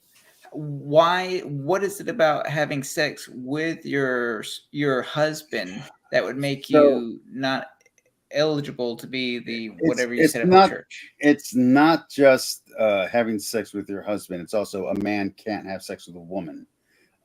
There's a call to celibacy and to purity. It's based on one interpretation. I have not found in any other, including in Orthodoxy, I haven't found another interpretation of this. But the Orthodox also hold to this. So they hold to the Theotokos. So the idea is that the hocus pocus, what? No, the Theotokos. Sorry. So the mother of God. So it has to do with, in Orthodoxy, you are trying to become God. You're trying to become one with God himself. So the idea is that through theosis, you become God. And the only person that we have on record that has been in union with God is Mary, the Virgin Mary. So she's the Theotokos. She is the God bearer. And this has to do with I believe it's the Council of Chalcedon, although it could be the Council of Ephesus, where they're trying to fight a heresy where they're saying that Jesus was an adopted son, or that Jesus wasn't human. So he was only divine and not human. So to define this, the already popular belief that she was a virgin became part of the formula for explaining how Jesus is divine. It has to do with councils and meetings and debates that were going on at that time against certain heresies. So if after giving birth to Jesus as a virgin, if she wanted to have sex or had sex, that would she's sinless. That's what that would devalue her. She's sinless. She's sinless, so she never sins. Only Christ is sinless. Alpha. Read your Bible. No, that's not the claim. See what the Virgin Mary. The Virgin Mary is sinless, and that's both for Catholics, Orthodox, Chalcedonian. Wait. If the Virgin Mary was sinless, she did not need Jesus. Well, she's sinless because she's the mother of Jesus. Okay, so she was the sinless. only human that did not need a savior. No, it is by Jesus. So, again, me and you have had this conversation before. You're not thinking fourth dimensionally, my friend. Yes, not about Mary, but just on this topic. Jesus goes backwards in time and forward in time. God is outside of time, so he affects things in the past and in the future. So by Jesus being consecrating the Virgin Mary, he consecrates her throughout the whole thing. And that is called a Marian dogma. It's very important to know. She sounds like a Mary Sue. That Orthodox Catholics and Roman Catholics both agree on this, but Orthodox don't believe that it's a Marian dogma. They believe that this is true because it has always been true. Catholics use a declaration by a pope, but Protestants don't accept this at all. There is no Protestant that I know of that accepts this. Now, there is, just to be clear, Anglicans and Lutherans, some of them do agree with the Virgin Mary, but they're not as, how can I put it? You don't get excommunicated for disagreeing. In the Catholic Church, you can't go against that and be a Catholic in good stand. But yeah, from what I understand, Catholics are seen as Mary worshipping pagans, from what I understand. That's what a lot of Protestants that's say. true. Yeah. Yeah. Mm-hmm. Yeah. that was my one of the first things I heard about. First things I heard about Catholicism. Although, like, we considered Lutherans to be Catholicism light, and then Methodists were lighter versions of that, right? Yeah. So Lutherans and Anglicans actually hold roughly almost all the same beliefs as Catholics, and somehow they're good. And Catholics and Orthodox hold exactly the same beliefs. I like literally, like, if you go down the list, like, we agree on like 99% of things. It's just the filioque and a few other things that we disagree on. And yet Protestants will still try, like, Protestants try to get Orthodox, like, hey, we like you. And the Orthodox are like, no, you stay away from us, you freaks. And it's interesting that Orthodox and Catholics have the most similar beliefs. And Catholicism does, the apologists, not the religion, I'll be very clear, does this weird thing where we try to, like, and our beliefs are also compatible with the Jewish people. And the Jewish people are like, what? What did you just say? Like, what? Like, we literally had a war about this. Like, I don't know where you're coming from. And that's one of the things that I bring up in one of my videos. What I consider strong evidence against the idea is the idea of a God is that it's what I call the argument from inconsistent revelation. Is that so many of these groups think they're being spoken to by their God, or that they have the real truth, or like, how do we determine who actually has the real truth? And there's no test. Do you know the Catholic answer to that? Because me and Gur have talked about that before. Go for it. I don't know it off the top of my head. It's probably BS, but go ahead. We're right. Yeah. No. So the idea is that every single has a grain of truth. Has a little bit of truth. Yeah. That's I didn't know that.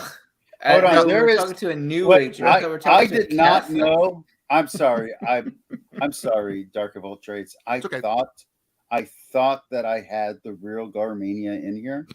I was sure that this was the real Garmania.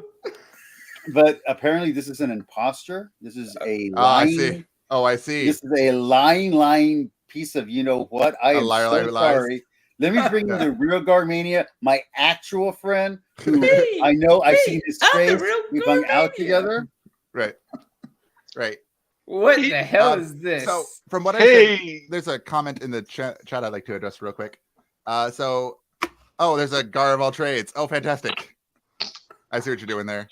You also have ADD. That's okay. For Espera ad Astra, says, I'd never heard good scholarly discussion in the Protestant fundamental circles I was raised in. Hell used to mean underground, right? Like, people used to harvest their potatoes from hell. Yes. So, from what I understand, hell, the idea of hell, derives from pre-Hades, that's pre-ancient Greek. Like, it was, I want to say Norse, but I'm not sure, because Norse uses the idea of hell, Hel. So it derives from that kind of idea, the idea of the underworld. And so it was hell, Hel, Hades, to the biblical idea, we'll call it, the big book of multiple choice. A lot of ideas were effectively, whether it's true or not, a lot of ideas seem to conglomerate in the book. Again, whether that's true or not, I'm not making a truth claim on that. That's for another talk. But yeah, so it basically stems from that kind of idea, is that it just means underground, or yes. One of the videos that I made that pissed off a lot of Christians and even a few Catholics is that I said hell is I was just examining the word hell and all the instances in the Bible, and then all the instances out of the Bible that are supposed to be literal, like not fiction, not like Dante. Sure. Like, I just discount all that. Apocalypse of Peter. It's like, this is just the wrong word. This word, whatever hell was, whatever it is, it doesn't match. The modern definition of hell, or the modern concept of hell, isn't even close to whatever that original one that kind of sort of fit Gehenna and Sheol. Because Sheol and hell don't even match very well. So once you start trying to say, well, hey, no, it's Sheol and it's Hades, and you're like, okay, no, it's Sheol and it's Tartarus. I was like, Tartarus and Hades aren't the same. They're not the same, right? And they're like, no, it is. And like the Land of the Dead, it's the same. And like this over here, I'm like, there's 1,000 hells in Chinese culture. You're gonna say that all of them are just hell? Like, what are you doing? Like, you're not. This makes no sense. Yeah. This is why I like Alpha. Fantastic. Yeah. I'm enjoying his company, to be honest. Yeah. So, hold on, wait. With the real Gar, please say something. Yeah, my name's the real Gar. I don't know. Hey, yo, what's going on? I'm Gar. Gar, it's been so long since I've talked to you. I was just talking to this imposter. How you doing, my friend? What? Fantastic. No, I'm a Mania. If you can't tell by my name, I'm a huge Dark of All Trades fan. I have a Dark of All Trades question. Yeah, what's up? Imposter. Okay. This guy's imitating me. I just want to know what got you into the YouTube space of debating. I was going to ask that. Video making. Yeah, that's a good question. Don't listen to the fake Christian that's in the chat, okay? I can't tell which one's which. I really enjoyed the counter apologetics that I had been seeing. Like, what led me to it was Neil deGrasse Tyson and Jacqueline Glenn. Jacqueline Glenn was a YouTuber, and she became spiritual, by the way. Now she's spiritual. Thanks to I stopped following her like a decade ago. She shows up, but I'm not like a regular viewer anymore. I'd like to, but she like what really got me into it was Ray Comfort, and just how. Have you ever told a lie? Have you ever told a lie? Utterly bad his movie God versus Evolution was, and it was Jacqueline Glenn's response to that really hooked me into the atheist YouTube, we'll say, and then it led to Neil deGrasse Tyson. Oh, that's awesome! Very shortly after, which led me to believe that, well, how do we know what we know, and how does the universe work, and we should be investigating these things, and inspired critical thinking that led to the atheist experience, and I want to say Vice Rhino was in there somewhere, like towards like the middle of it. So what you're not saying is that Germania played any part in this? I am not specifically saying either one. I was waiting. Right. I'm not saying it either. So I got a question for Dart to say. Yeah. I was waiting for Dart to say, you know what? I was, a closeted atheist, but then I started watching this channel called Germania, and it really spoke to me. Right. There was a lot of speaking going on, I'll tell you that, on that channel. That was my streaming channel, probably. Yeah. So you said something serious that I was going to comment on, and then that stupid joke, my brain went blank. Was it I don't know. What were you saying? Could you Ray Comfort? There we go. So Ray Comfort recently did a video on Catholicism, and like 2 or 3 Catholics responded, but they're not fun responses and nothing interesting in there. And I wanted to do a response to it, but I already have one video where I was responding to an atheist guy who was just making terrible points. He wasn't doing well, and it was a 4-parter. And I'm like, do I really want to do a 4 or 6-parter on Ray Comfort? I'm like, I don't want to do this. I want to do a 1-parter on Ray Comfort. I know. Shut your face. Part 1 of 1. Like Ray Comfort. You see, I love to hear your story, Dark, because you watched a Ray Comfort, dare I say, movie. A whole thing. And you came out on the exact opposite side. I came on the opposite side. I love that. I've said this to people, which is if I was not Catholic, and if I was just a Christian listening to Ray Comfort, I would be an atheist overnight. Like it's so bad, it's so evil. Well, that's kind of my view. Is like when I see Ray Comfort upload his just foolish videos and a few other type of apologists similar to him, all I can think about is, wow, you guys are doing us skeptics and anti-theists a service, because they really are. They garner way more criticism than someone like myself or even Dark Matter or Apologia could ever do, in my opinion, anyway. Yeah, I'm inclined to agree. Just any sort of looking beyond the surface of what he's saying, and you're like, this is nothing. This is worse than nothing. He should be silent and do better. Right. Exactly. If he didn't say anything, and I don't want to speak poorly about the guy. He's probably a nice guy, from what I understand. But he probably is. I view it this way though, because like on my channel, I'm always reasonable, and my views suck. Sure. If you have someone like Ray Comfort who's talking crap all the time, you're gonna get a much greater audience response. Yeah.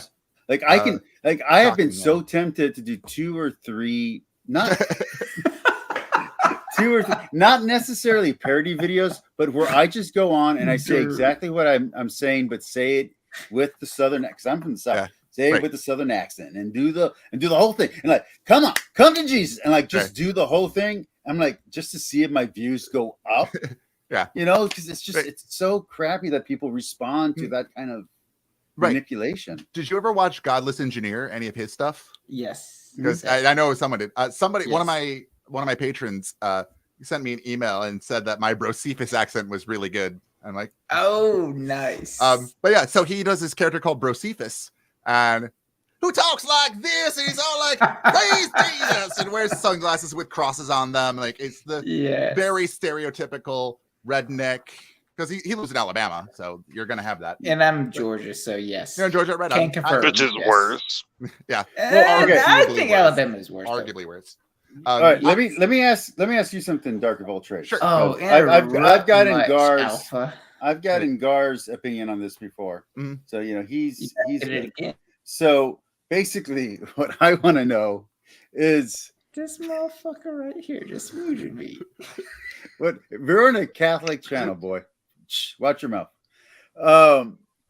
So prosperity gospel, how bad is it? And do you see any correlations between the quote unquote gospel of grace, which is Joseph Prince, and the classic prosperity gospel stuff? Because I have someone who I know who's going to be going to an Andrew Romack school, and I'm trying to tell him don't do it. I'm like, look, I know you don't like Catholics. Fine, don't worry about that. Here's some Protestants telling you about why this is terrible. Yeah, what do you think about it? I don't want to put words in your mouth. No, it's fine. I'm staunchly against prosperity gospel. I'm not against preaching. So let me be very clear about that. I'm pro education, regardless of the topic. But I am staunchly against the prosperity gospel, trying to convince someone to give you money with dubious claims, dubious backings, we'll say it. And a lot of them have been shown, like if you watched The Amazing Randy had a good view, and he tackled like prosperity gospels and faith healers. Peter Popoff, that was one of them. Oh yeah. If you get a chance to watch it, I highly recommend it. Very, very good. And it just shows just how I don't like to use the term evil. These people are bad people, we'll say. Whether there's similarities or not, you could find similarities. I care about what's true in reality, what comports to reality. So I tend to stick to that area. I don't particularly care about the Josephian, the what you were talking about. I don't need to make that kind of comparison. I don't particularly care to. I can if I were to look more into it. I'm not prepared to discuss that very much right now. But yeah, no, prosperity gospel, one of the worst, arguably deceptive, maliciously deceptive, and people send them money who can't afford to send them money, and they tend to encourage that, which leads to people like Creflo Dollar who buys planes. So what I've heard from, and this person is trying to like get me into it. I'm like, you don't understand what you're saying to me, how bad it is. You know, he's like, oh, Jesus bore all our sins and diseases means that there's no more disease. And like, and then God created only the good. And I'm like, well, what about AIDS and cancer? And the guy's like, well, no, God didn't create those. I'm like, well, then how do they exist? Yeah. Where are you in your faith? Like, do you understand what you're saying? Like, you're literally saying, what is that, Manichaeism? Yeah. What heresy is this? Where like there's a second power that also creates. It's like, no, that's heresy, dude. That's like old school heresy. Right. And does it say that God created good and evil? It does. Evil. Yes. And then for these people, it's like, no, God just creates good. God wants you to be rich, and He's trying to tell me how prosperity is good, how wealth is good. I'm like, it says literally in the Bible, it is easier for a camel to get through the eye of a needle than for a rich man to get into heaven. Yeah. And he's like, no, that's not what it means. And I'm like, well, then tell me what it means. Well, can I ask me what it means? That's the big book of multiple choice. Can I ask a question, Alpha, about an interpretation of a verse? So I just had an argument with with some, or my wife and some people on the internet about how the Jesus actually endorses the manifest principle. Are you streaming again? You get What? back here. Shut up, Gur. Don't mute him. I'll mute myself, goddammit. So Matthew 21. No GDs on the Catholic channel, dude. Did I say it? My bad. It was me. My mistake. Say Gur, damn it. Matthew 21, I guess. Mhm. He says, "Truly I tell you, if you have faith and do not doubt, not only can you do what I've done to the fig tree, but you can say, move the mountain, go throw yourself in the sea." That's not the right verse, but there's a verse where he talks about if you pray believing as you've already received it, then it truly shall be yours. Do you know that verse? I've I've heard it, but I'm not familiar with it. I pulled up the wrong one, but I think it's Mark somewhere. But it, damn it, now I gotta look it up. All right, go ahead and keep talking. Per aspera ad astra, which, if I read my Latin is correct, it's to the stars through difficulty, right? Yeah. Ad astra abisac, by the way. It says, why do we have sexual organs if sex is a sin? For reproduction. Like, the sin doesn't ever come into play. When you're married, sex is not a sin. It's part of it. I was about to say, like, no. Sex is only a sin in certain... Right. And even not even exclusively outside of marriage is it a sin. Like, it's... There are other rules to it. I was looking into that a little while ago, thinking about the Virgin Mary. But if you're an angel looking at women of Earth,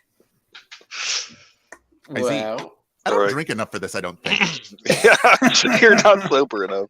So, okay. Just to be very clear, I have the Marquis de Sade right over here. Okay, so I'm not shy or squeamish. It's just on this channel, I try not to do that simply because of, right. Okay. I found the first Solomon. Angels have naughty parts. Is that better, Alpha? Gur, if you're speaking, it's offensive. Right. All right, I have the verse, Mark. Good. 11:24. Therefore I say unto you, whatever things you desire when you pray, believe that you have received them and you shall have them. And so if you read The Secret by Oprah or whatever, or the Law of Attraction, I know I've read that book. That is the worst book of all time. And I have read the what is it? It's not the the Bible? Yeah. No. There's this terrible Gothic novel. It's the first Gothic novel ever written. And it's just about a giant. That's all that it is. It's just a giant's coming. But they bury the lead until the last few pages. It's so bad. This is worse than that. The Secret is worse than that. So I bring it up because The Secret, or the Law of Attraction, is the woo-woo form of the prosperity gospel. Yes. Yeah. But the principle remains the same. And Jesus is, in fact, endorsing the principle in Mark 11:24 by saying that the manifestation is like these self-affirming things that the woo people tell themselves in the mirror when they wake up in the morning. Like, you're going to do great. You're going to win $1 million. Or you already have won $1 million. You are going to do great. The answer to that, and it's a very simple two-part answer, which is the first one. The easy answer is he's talking about faith. The second answer, and the one that's a little bit more complicated, is that he's talking about what you need. So God will supply your basic needs, just like he supplies for the birds and the fields and the flowers. He's going to provide for you in the same manner. It says whatever you desire. Whatever you desire, it says specifically. Within faith, it has to be within what is that what the God's limitations are. No, the Bible doesn't say that. Alpha, if you read the Bible, you're talking to two ex-fundamentals and the Methodists here. What book is it? Mark 11:20. Okay, hold on. Give me a second. Hashtag get rooked. Right. Also, check with the catechism. Right. What's the saying? I'm going to look it up. Is that wherever three or more of you congregate, so will I be? That anything you have asked, I shall give. Yeah. And so I don't like it when people give the prosperity gospel people such a hard time, because that stuff technically is in there. And so it's not like they're pulling that out of their butts. Like, they really are reading what the Bible says and trying to employ it into their lives. Was it Matthew 18:20? Yeah. What's funny is, I feel like there's two extremes. You have those who are like prosperity and they'll say, if you get a good parking spot at the mall, or you get a discount at Walmart, that's God. And then on the other side of that spectrum, you've got people saying you should strive with fear and trembling, and you are a worthless scumbag. It's like there's like no middle ground in this spiritual war, if you will. Yep. It's Dark's saying you of know the book how of multiple hard it choice. is to find commentary on Mark. Welcome back. There are 3 books that have almost no commentary. That's Maccabees, First Maccabees, Second Maccabees, and the Book of Mark. Those are the 3 least popular books. But Mark's we're the best talking to gospel. someone who has a little bit of ADHD. All right, not ADHD. What's the other one? OCD. There we go. A little bit of OCD. Yeah. So I have it. I have a freaking commentary compilation. You Please read the whole thing to us. Please don't. Today, become a Catholic. Alpha, I've got you. Hold on, wait. What verse was it? What was it? I'm gonna set you up, bro. 11:24. Once upon a time, Mark what? Once upon a time, there was. This is a job. 11. Mark 7. Where am I at? 11:24. 11:24. Okay, thank you. I've got a gotcha for Alpha. I'm about to wreck Alpha's world. Wreck 'em. Oh, please, guard your. Wreck 'em, Ralpha. At some point, if this is the direction we want to go, I would like to do a completely separate stream of where we just talk about the Bible and our questions with it. I think that Alpha would be a little better at answering those questions that we have, and maybe talking about some conflicts that I see.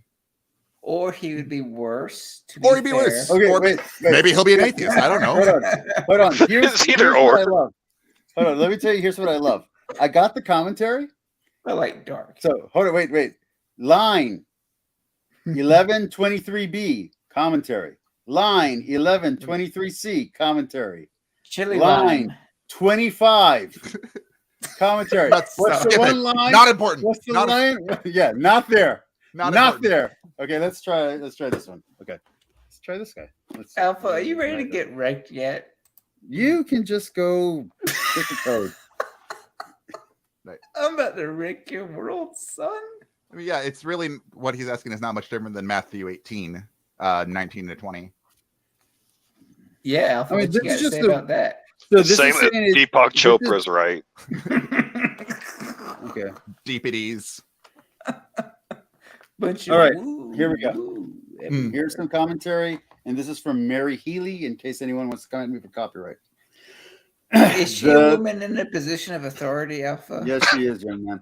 The third saying puts the same principle in more general terms. The mention of prayer recalls Jesus' earlier words about the temple being a house of prayer, and thus hints that the replacement for the defunct temple will be the community of disciples gathered around Jesus in faith and prayer. Jesus' house is the church, is the new house of prayer for all people. Jesus' disciples are to pray with the utter confidence of children who know that their Father hears before they ask. The Greek literally reads, believe that you have received, not that you will receive, but believe as if you have received. That's commentary. There you go. Does it say only certain things, or does it say for anything? Like $1 million? To believe. No, because in Catholic theology, God's not a genie, so praying for something doesn't mean you're going to get it. It just means that you're praying. Aren't you lying to yourself? Well, if you're already thinking you received it, you're gaslighting yourself and possibly lying to yourself. And doesn't that also contradict Matthew 18? Matthew, I'm Catholic, dude. You got to say the verse. Okay, it says, I have to read the Bible because you don't read the Bible. That's right. Call your priest, Alpha. It says, let's see. I say unto you, if 2 of you shall agree on earth as touching anything that they shall ask, it shall be done for them of my Father which is in heaven. For where 2 or 3 are gathered together in my name, there I am in the midst of them. Amen. So there's an assumption there of virtuousness. So you're assuming that they're not going to ask for something that is like not righteous. And if it's not righteous, God won't grant it. And they're just heal a child of cancer. How dare you ask for that? Heal an amputee. So there is also secondary theology that would talk about how God can't do something that's illogical. So sure, but cancer goes into remission all the time. Well, Not cancer all the time, is so. Right. Actually, this goes back to what me and this person, I got to be careful not to name him, were arguing about, because I was saying how cancer is a good. So the idea is that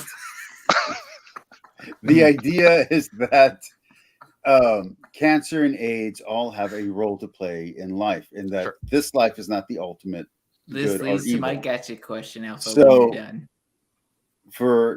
So evil is different than suffering. Suffering's not an evil, which is something that a lot of people make. An illness or any of that is not an evil. Right. Evil is an action. Yeah. So a lot of people who don't agree with Catholic theology will try to lump all three together. And I've noticed that some Catholic apologists, when trying to debate people who lump all three, will do the same thing. I'm like, no, what are you doing? We have a perfectly healthy theology that separates these three things out to prevent this problem. And you're just diving right into it. So that's what I would say there. Okay, Gur Maniba, what do you want? It's a big brainia, but you can call me Germania. Little. So Alpha. Insania. Yes. That works too. So, dearest Alpha of Centurium. Yes, little mania boy. How's it going? So God allows at minimum or ordains at most evil to occur, right? Like so the permissive will, yes, permissive will. Yes. Okay. Literally, use the right term. You're on a Catholic channel. Use the right term. Yeah. Oh, okay. The words you said, yes. Okay. Okay, so get a theology book and a degree before you come onto this channel, young man. And God does this because he wants us to use our free will, and two, he can bring a greater good out of evil. That's the general argument that people use, yeah.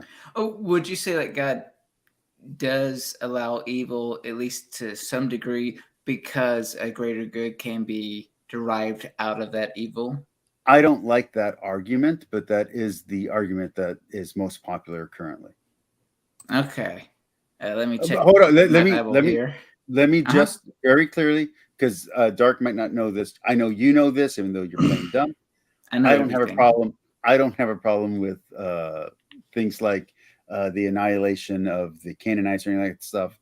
That stuff never bothered me. Not even going there. For once in my life. Well, I know. I'm just letting him know. Okay. That.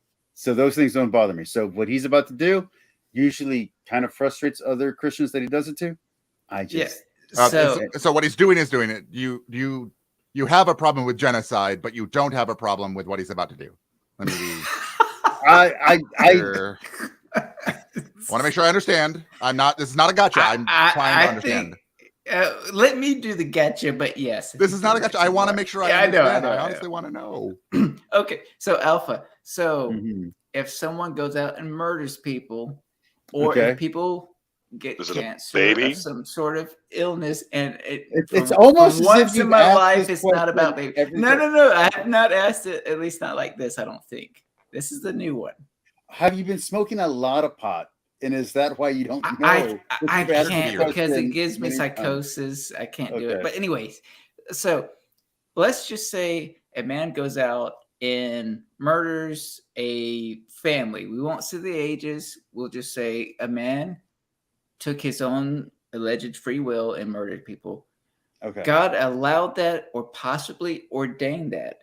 But at the end of the day, God will derive the greater good out of that evil that was committed. Would you agree with that?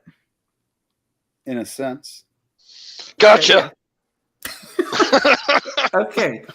So would you say that in general, broadly speaking, God allows evil for the greater good to occur? Did you just say broccoli speaking? Broadly speaking, not broccoli speaking. Either God allows evil. Sexist, Gur. God, broadly speaking, allows evil to occur to achieve a greater good. Would you agree with that? Yay, nay, or somewhere in the middle? Because right now children get cancer and stuff. There's the kids. I just don't. My version of greater good would be yes. What's God's greater good, Alpha?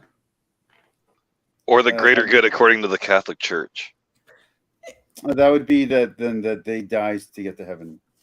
No, I'm not even talking about the afterlife. For once in my life, I'm not talking about the afterlife or well, I know, children. But Alpha's daddy wanted to ask that question, so that's the answer. That's the short answer. Okay, so God allows evil because a greater good can be achieved from the evil. Would you agree with that? I got to be careful how I say this. I personally, I'm leading you to the slaughter. I don't care about you. I'm more worried about not being excluded from my church. I might make a short out of it. So, I personally don't have. I personally don't believe that everything has a reason.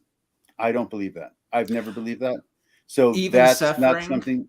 A child suffering or an adult suffering. It may just be meaningless. It may just be meaningless. Yes, I agree with you as an atheist and as a naturalist. Yeah, there's no meaning there. But it's just. Oh, okay, go ahead. If you're asking what the church says that there are untangible, inobvious goods that can come on the future for that individual. We're not talking about like for greater society, because that's not how things are weighed. But that individual himself or herself, or the animal that's being killed to be eaten, there are processes involved that have to be allowed for life to happen. So the greater good could be as simple as for free will to exist. This has to be able to happen, even if it's not the ideal. Okay, and that will be, and the action will be redeemed. Possibly a syllogism. Okay, Alpha, would you agree that a world without evil will not have a greater good? I don't think I would agree with that. I don't. Yeah, no. I agree with that. That sounds good. Yeah, I mean, there are levels of good, but you can't get better than a world without bad. Yes, I think you, me, and okay. Tell me where. Probably agree that evil can be done without, but this is. Tell me where Aristotle touched you. No. Trying to show him on the book. Out of this. Okay, so show me on the book. Where did logic hurt you? Alpha. A world without evil will not have a greater good. Yay or nay, or in between? That's such a terrible statement. It's a question. Well, it's a statement, but it's also proposes a question. Will a world without evil have a greater good? You see, I'm tricking you on the first premise. No, it's just a bad premise. Dealing with a big brainia. I'm going to say sure. Brainia. Sure. I'm going to go with sure, just to get Okay. A world without evil will not have a greater good. Okay. Second premise. God allows evil. Would you agree with that? His permissive will, yeah. Okay, yeah. God permits evil. Endorses, I'd say. Okay. Causes, creates. Specifically created evil. Yeah, well, yes. It does get into semantics. Depends on the person I'm talking to who I will use this argument with. But yes. Yeah, I mean, it's Bible. It's a buffet. I'll take some of that, Oh, I don't want any of that there. Cafeteria chickens. Oh, right. So far, Alpha. Guard, you're boring me on my own channel. Hurry up. I feel like you're deflecting. But Alpha, so we agree. I'm going to side with you for just a minute. Okay, a world without evil will not have the greater good. I don't even think this is a good argument. Don't side with me. You haven't finished. I haven't finished it. You've agreed to every premise. A world without evil will not have a greater good. Yay or nay? Alpha, real quick, just to round this up. Sure. Okay. God allows evil. Yay? Or he permits evil. Or he ordains evil. I'll go with permits. Okay, God permits evil. Okay. Mm-hmm. So considering that a world without evil will not have the greater good, and two, God permits evil, I think it logically follows that evil is a good thing, because without evil, we would not have the greater good. Boom, checkmate, roasted. Bam. I don't see the issue with it. Was my argument that I made earlier. Yeah. I literally made that argument. Yeah, okay, you see. Okay, Alpha. What premise do you disagree with? He made the argument. I made that argument. I made that argument. Hold on. Wait a minute. There's a celebrity here, and I can only allow 6 people in here. Hold on. Gear's a Catholic now. Alpha, I will write it down if I have to. I wanted to ask this on Rebecca's stream, BS, but my God, I was trying my best not to sway from the topic. It was so hard. So, Alpha. Gar, thank you for killing my channel. I really appreciated being on YouTube this whole time. I'm so sorry that Gar is so boring that he just repeated my own statement as if it was a gotcha question. I'm so sorry for the audience. I'm sorry that Alpha? Dark of All Trades is no longer going to be able to be on YouTube. I'm sorry that BS Lewis he's cancel culture strikes again. God, dang it. Garmania has the world will atheism. weep. So, Alpha, what part do I can repeat it back to you if you like. I agreed with Please, I made the argument. I made the same argument you just made. Okay, so do we agree or disagree? What's your position on the argument, Alpha? My position is that's what I think. That's his argument. Okay, your position is that a world without evil cannot have the greater good. Mm-hmm. So a world with evil is a good world. Yes. Do you agree with that, Alpha? Sure. Get to a freaking gotcha before don't give me this. I don't see the issue. Like, I know the argument, and I don't have an issue with it from either side. Putting on my Jesus hat. Yeah, I have no issue with that. Okay. Therefore, Bree, the Bree, Holocaust, if I kick him out, children getting cancer, all that ought to have happened. Which leads me to conclude that everyone should go out and commit as much evil as they can, because that's how we achieve the greater good. The more evil one commits, the more good we get. I'm very happy that you agree with what's his name? I'm a Christian now. The Russian guy. Stalin? No. The guy who could Ivan Drago? Oh, Dostoevsky? No, could do magic. He was in charge of the Empress, the last Empress, and he betrayed her. And they died. He was a magician. I'm getting another beer while Alpha. Rasputin, there we go. Yeah. I'm so glad that you agree with Rasputin and Rasputin's version of Christianity. They were Orthodox Catholics, so congratulations on joining Orthodox Catholicism. Yep. I still don't know where we agree and disagree, Alpha, if I'm honest. Again, I would also, if I'm not canceled, I would like to do a stream on morality and talk about that. I'm super. It's a conversation I really like. I really enjoy from an atheistic perspective of how morality works from my perspective and how I can syncretize it with the world as we perceive it. Yes. If you see my videos, I talk about it way too much. No, you talk about it just enough, the right amount. I need to keep talking about it. Yep. But I will be right back. Okay. Alpha, hopefully you're getting over the complete annihilation. Oh yeah, I was destroyed. I'm gonna boot you out for a second while you go away, and I'm gonna let she's still there. Wait. Bring in Bumblebee. Allow 2 more before you have to kick people out, Alpha. Yes. I don't know how to invite her. That's the problem. I don't know who you are, but hello, Bumblebee. If you know how to invite her, invite her. Bree is awesome. Alpha, just post the link in the site. Be quiet. Shh, go away. I'm a professional here. All you have to do is copy. This is my first live stream, and you ruined this for me. Yeah, because I totally. Well, I'm honored to be part of it. Thank you. You're welcome. Yeah. I don't mind a little bit of humoristic banter, some Monty Python-esque antics. Mm-hmm. Yeah. Well, I put in the chat for Bree. I don't know if she's still there. Okay. And if she is, let's see if she comes. It'd be good. I've been dying to get her on my channel for a long time, so hopefully this happens. I'm a tremendous extrovert. I love meeting people and just interacting. I'm really outgoing. I hope you're being serious, and I'm not torturing you right now. No. I'm way extroverted. I do have a question that so the Pope recently, and I say recently, but in the last 10 years, came out with a discussion about the LGBTQIA, and I wanted to know your stance on them. Can they go to heaven? Are they good, bad? Are they detrimental to society? Are they beneficial to society? Are they neutral to society? Those kinds of things. The short answer is that in general, I agree with the Pope on like 99% of things. I know a lot of Catholics on YouTube don't.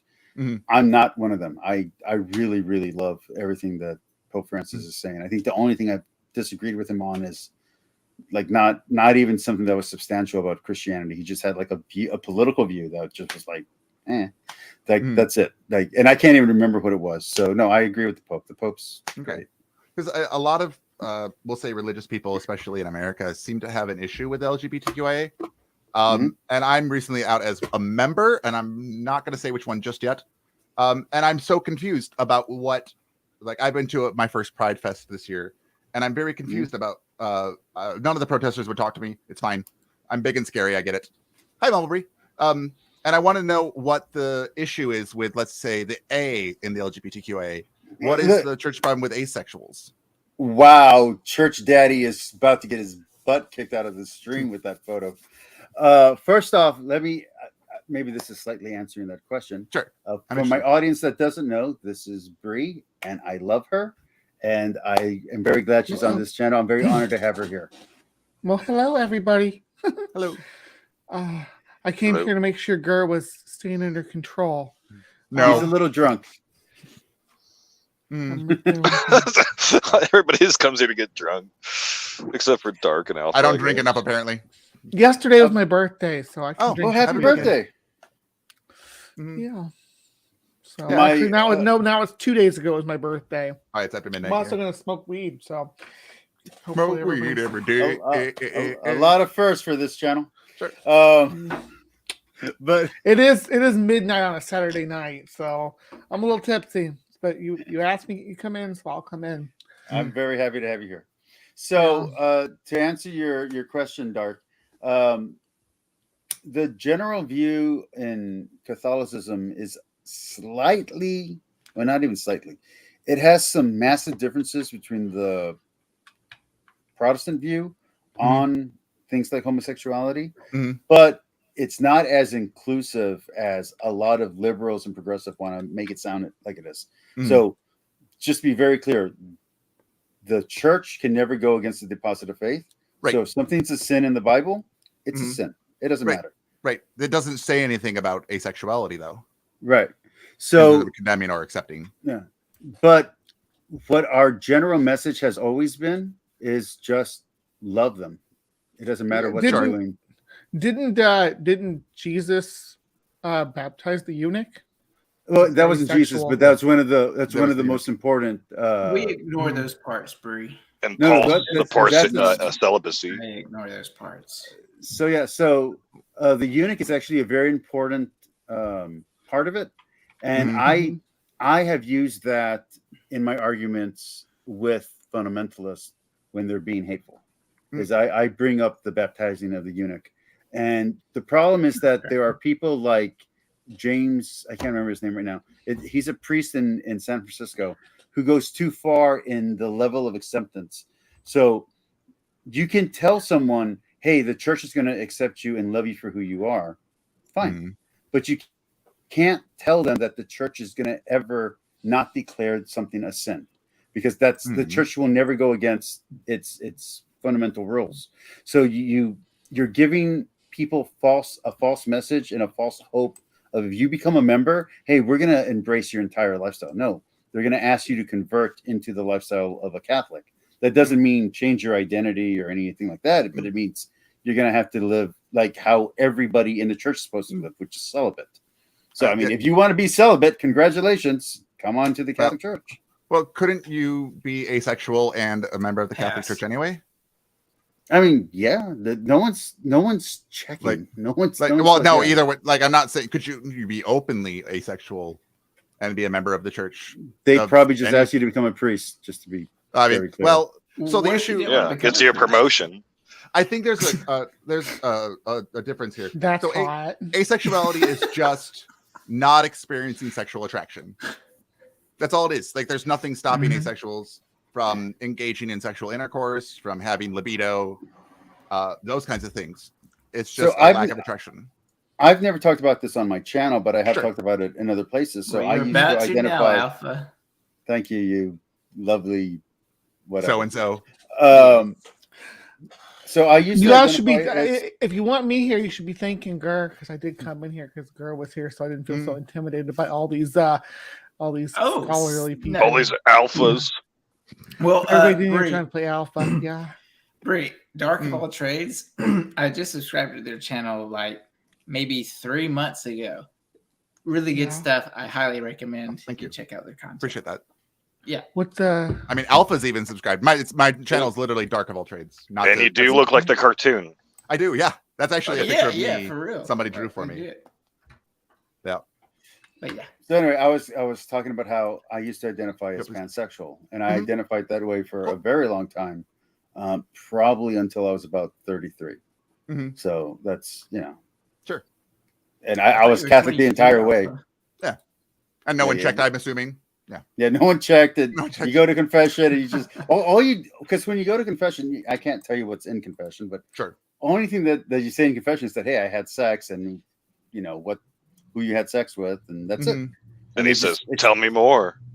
No, actually, they don't. They just simply You wait. say, okay, well, this is your penance, which Go will be on. some I'm prayers. listening. Was it That's 7 it. Hail Marys and 5 Hello Dollies? Is that What, what? what, Something like that. What were you wearing?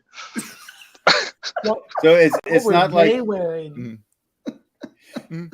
Was So, there yeah, so squeaking it's- involved? Inquiring not- minds want to know. so- Alpha. it's not like you're not going to be drummed out of the church. You're not excommunicated. This is not some fundamentalist backwards situation. It's going to be you committed a sin, which the sin is not your inclination. The sin is your action. Sure. So the sin was having sex. The Right. sin was not, who you were attracted to. By Don't they myself. equate, however, that if you've lusted in your heart, then Yep. you've sinned? I was just Yeah, about well, to say that. Would it be a sin for me to take all these mushrooms? I hope not. Looks like it- cocaine. My only Yeah, it's like my it's like only this sort of- concern. Yeah. My only concern is that that's Yeah. a bannable thing. Yeah, As long as it's not yeah. bannable. Yeah. So don't do that on camera. Bruce. Yeah, turn your camera off, I guess. Turn the camera off. We didn't see anything. Plausible It's deniability. legal The Catholic Church doesn't support drug use, people, And also, YouTube doesn't either. So just Right. and that camera off, precedes you're going the to. Catholic Church. For reference, I actually don't do any drugs. I barely drink. I don't swear for those of I, you who just got in. I have never Yeah, done drugs Gar. in my entire life. I've Same. yeah, I I'm don't not into either. drugs at all. The only Mhm. drugs I do is alcohol. Might be I like true. alcohol. Yeah. I mean, wine. Yeah. I drink like maybe once a week and I have one because I drive. So I get my one drink when I Let go me out for actually- karaoke. Let me check to make sure that we haven't been like banned off. No, we're Right. still good. Looks Oh like my we're still God, on. I got the Alpha. page open. He's If so my- scared. If my streaming channel is still up, trust me. I this have been little shadow conversation banned is for fine. over 5 years. I You could've have been 3 totally- viewers right now. Settle down. I could totally be trolling me. you. I mean, I could pull up a bag of anything. Right. I like how Bree's talking with her eyes closed. I'm stoned. I'm drunk and stoned. What is it? I wish I had a I camera shouldn't right be- now. Just to do an I shouldn't be impression. on. I shouldn't be here now because I'm Mhm. probably gonna be like stupid. But I love Bree. She's my favorite. got some. Yeah, great first impressions. I don't usually. I'm usually pretty square and don't drink. She's a like, lot, but I I'm am drinking usually tonight." all right. Let me tell you something. Okay, that was But- me. That was just me. Yeah, Mm. I think you're a little slurry yourself. Okay, Mr. I am Daniel. yeah, I was trying to conceal I it, can- but I can Mm. hear it in your voice. freaking BS called me out on Here's it. to yeah. Right. So driving the conversation to a separate topic, me. So Same. Alpha, you've been subscribed to my channel for a little while, which I first of all Exactly. really appreciate. That's what do you think? Like, what keeps you watching my videos in this situation? That's a good question. So I You're the have expert. Let me start by saying who I've unsubscribed from, just a little bit. So I've unsubscribed from some major YouTube atheists and anti-theists because most of their commentary is not constructive. Sure. It's not even meant to be educational. It's just you're humiliating someone who's uneducated. Mhm. And they happen to identify as Christian, but they could be an atheist making the same stupid arguments. Like it Mhm. isn't their belief system that's the problem, it's their education or their IQ.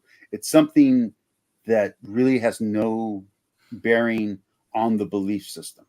Sure. And the other thing that some of the channels do is they put a giant spotlight on someone who's ignorant. That's not stupid, just simply doesn't understand their faith. Are we So talking when atheist or yeah, Christian? So those channels I usually just unsubscribe for. I don't find that enjoyable. I don't, because sometimes the Christians fight the Christians. That's why I just atheists fight atheists all the time. So yeah, no, like there's a Mormon guy who I liked originally, Kiwi or Kiki or something like that, and he went up against James White, and I was like, hey, this guy sounds great. And then I started hearing him just talk hate about everything, and I was like, yeah, I can't support this. I'm sorry, you're out. But that's Kwaku, yeah. Okay. So I couldn't get behind that. But back on the atheist. So what I like about your channel is that you're being reasonable.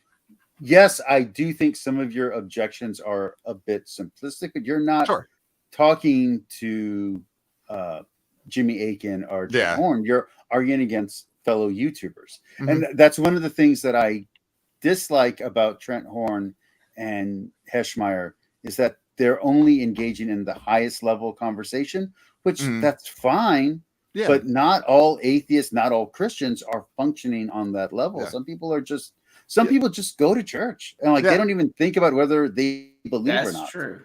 And I would argue that most people who are on YouTube they don't operate on the super high level. I don't even operate on that super duper philosophical using big words.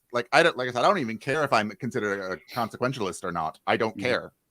So I've watched some of Trent Horn's stuff. I've seen I watched Matt Dillahunty and some of their stuff I like, and then some of it's this is more than I would ever need to even consider. Yeah, Matt Dillahunty, and then there's another older guy, Aaron Roth. Both of them I've just unsubscribed for because I was like, this is not. Yeah. No, I like Pine Creek, but I don't subscribe to him because I can't take it all. It's just maybe 2 or 3 episodes. Wait, about Aaron Roth, because I work with Aaron Roth in the science videos and stuff. So I mean, there's content there for if you want to listen to anti-religious stuff. Sure, it's there, but the science stuff is solid. He's a scientist. The phylogeny challenge. Yeah, I like the phylogeny challenge quite a bit. If you take, and I know I don't know if I'm pretty sure Alpha, you're an evolution. You believe in evolution. So it's accept evolution. It's not believe it. It's accept. Well, you have to believe it to accept it. I don't know about that. It's a religion. Well, what's something you believe without accepting? I don't think they're mutually exclusive. I don't think they're necessarily related. It's not a belief. I'll be right back. I'm gonna get some water. I don't think that it's a matter of belief. I think it's a matter of accept. All right, everybody start cursing. Different aspects of it. Son of a biscuit. So, yeah, now that I know. I did say. God damn it. Belief. Go ahead, Bree. The belief would be I guess knowledge would be a subset of belief. Yeah, knowledge is a subset of belief. Yep. And then acceptance. Maybe acceptance would have to. Acceptance. I can't think of anything that where acceptance doesn't follow belief. Granting a proposition. What's granting something is true or likely true? So granting a premise for a hypothetical or something like that. So that would be accepting. But not true. Okay, I guess consent. That you don't actually believe it, but you're accepting it. Yeah, come to recognize as valid or correct. I guess the notion that you have to identify that specifically when you're having the conversation is I'm gonna grant the premise. You have to identify that you're doing that is kind of the exception to the rule of acceptance being a subset of belief. Although since I'm a language, so my profession is I'm a language teacher. I'm a language, so I teach. Professionally. Cool. And so words are important and how you word things are specifically important. And to say I believe evolution I think that's different from saying I accept evolution. I think belief tends to leave room for doubt. And so otherwise I would say I know evolution is true versus I believe evolution is true. So So. Yeah, well, I mean, we know evolution's true. We demonstrated it's solid. It's demonstrable. I mean, I don't think we have any Hovens in the house here to. Well, thankfully. So. Oh, that's. Although sometimes I wish Alpha was a Yekker, just so I could pick on him more. But I do want to sit down with Alpha sometimes and just talk about demons. I'd like to pick your brain about demons. There's a lot of content. Like there's a lot here. And there's a lot of stuff that I'd love to do on my channel because the topics that I'm interested in, nobody else cares about. I'd love to talk about stuff that I know about. We God-hating atheists care very much. Let's hear. Great. It's excellent. There's something that I heard fairly recently is that, and this is not specific to Alpha. This is something I heard that relates. Is that religious people have to understand their doctrine. Have to. Atheists have to understand everybody else's doctrine. Mm-hmm. It's that when I talk to a Catholic or a different flavor of Christianity, which there's an issue already, like it's different than I have to know that version of Christianity compared to when I speak to a Hindu or a Jain or a Buddhist. I have to know their version of their thing. Otherwise, I'm straw manning, and I just have to know all of this to be able to say I'm an atheist. And you would have a lot of trouble with Confucianism and a lot of trouble with Buddhism because there are so many different types of Buddhists. Like that's something that people don't understand here. There's so many different types of Buddhists. There's so many different types of Hindus. There's so many different types of Confucianism that each school of philosophy is its own denomination. So you have multiple schools under Confucius. You have multiple schools under Lao Tzu. So people who don't know that, and you're just talking to them like, oh, this is a Taoist belief. It's like, well, that's a Taoist belief in one system. And I think that's, just to go back to religion for a second, I think that's the mistake or part of the mistake that Joe Heschmeyer made on his channel when he was talking about purgatory being a Jewish belief. It's like, I get that you can get one sect that now that belief has spread out into Judaism, but you can't say that they're using the word purgatory because they're not.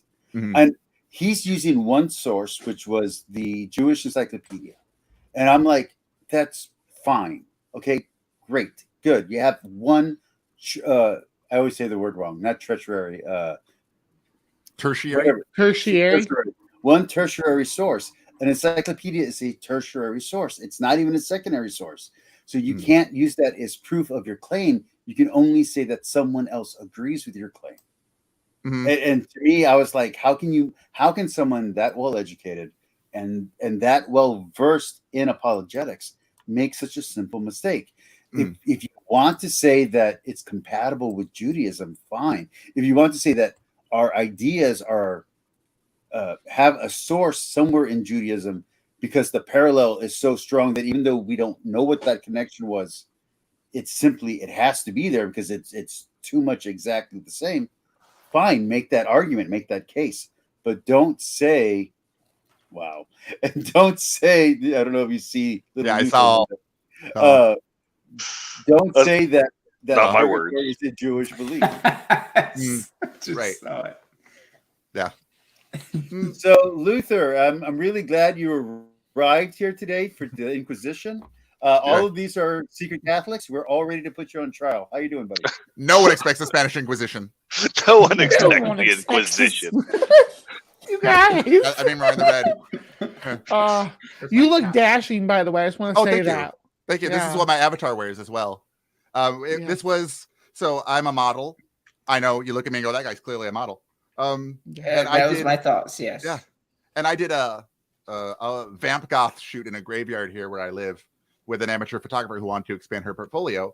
And I took what I thought was like the best 2 or 3 pictures, and I sent them to the person who designed my avatar. And this happened to be the outfit I was wearing with my cape. I had my cape, but it's too hot to wear my cape right now. Yeah. Oh, I forgot about the cape. Yeah. And so she took it, and I thought, well, I'm going to do my first live stream with someone. I might as well look like my avatar, although my hair is not blonde. It's purple currently, which you can't see, but it's all washed out. Wait, this is both of your guys' first? Yeah, this is my first live stream. Alpha's first hosting? I've done podcasts, but I've never done a live stream like this. I would love to. Go ahead. I was say, and I've tried to do one of these before with a debate, and the guy chickened out and never showed up. So I showed up. Was it a Protestant? I'm here. Was it Protestant? Come at me, Alpha. I showed up. You're always like, oh, come on my channel, Bree. Come on my channel. I'm here. That's true. I am at my weak. My mind is at its weakest.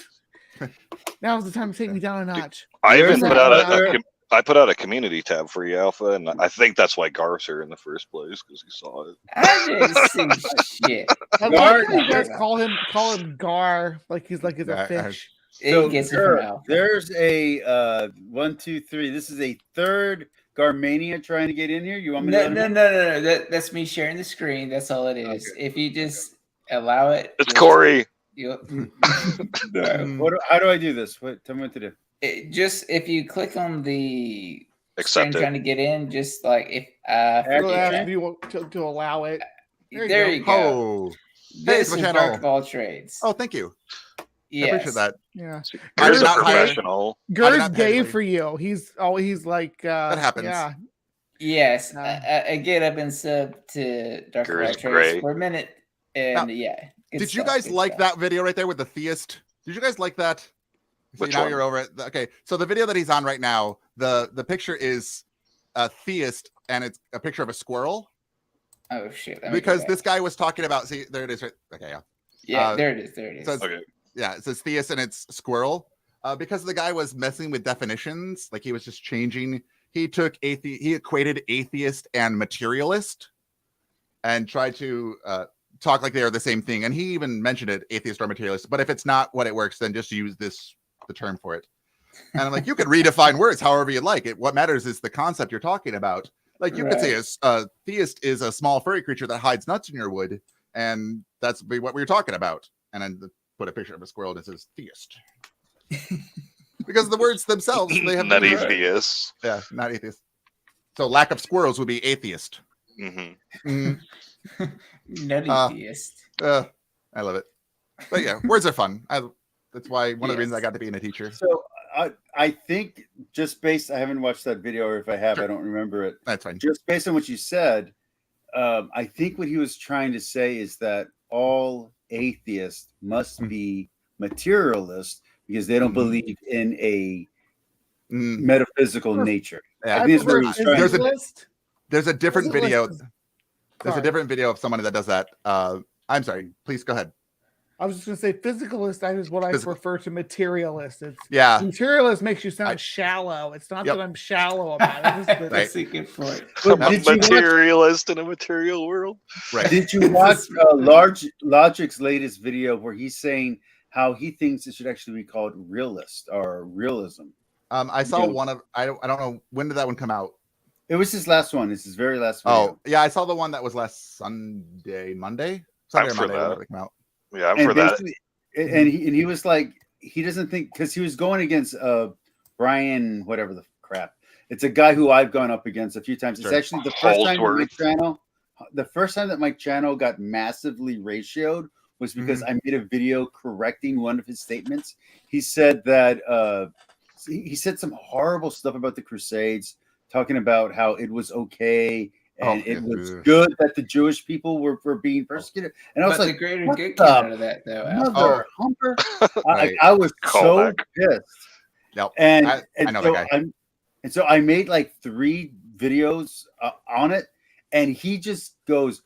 So he watches my first video, which my first video was the more harsh one, but I've listened to it recently, and I was like, it wasn't even that harsh.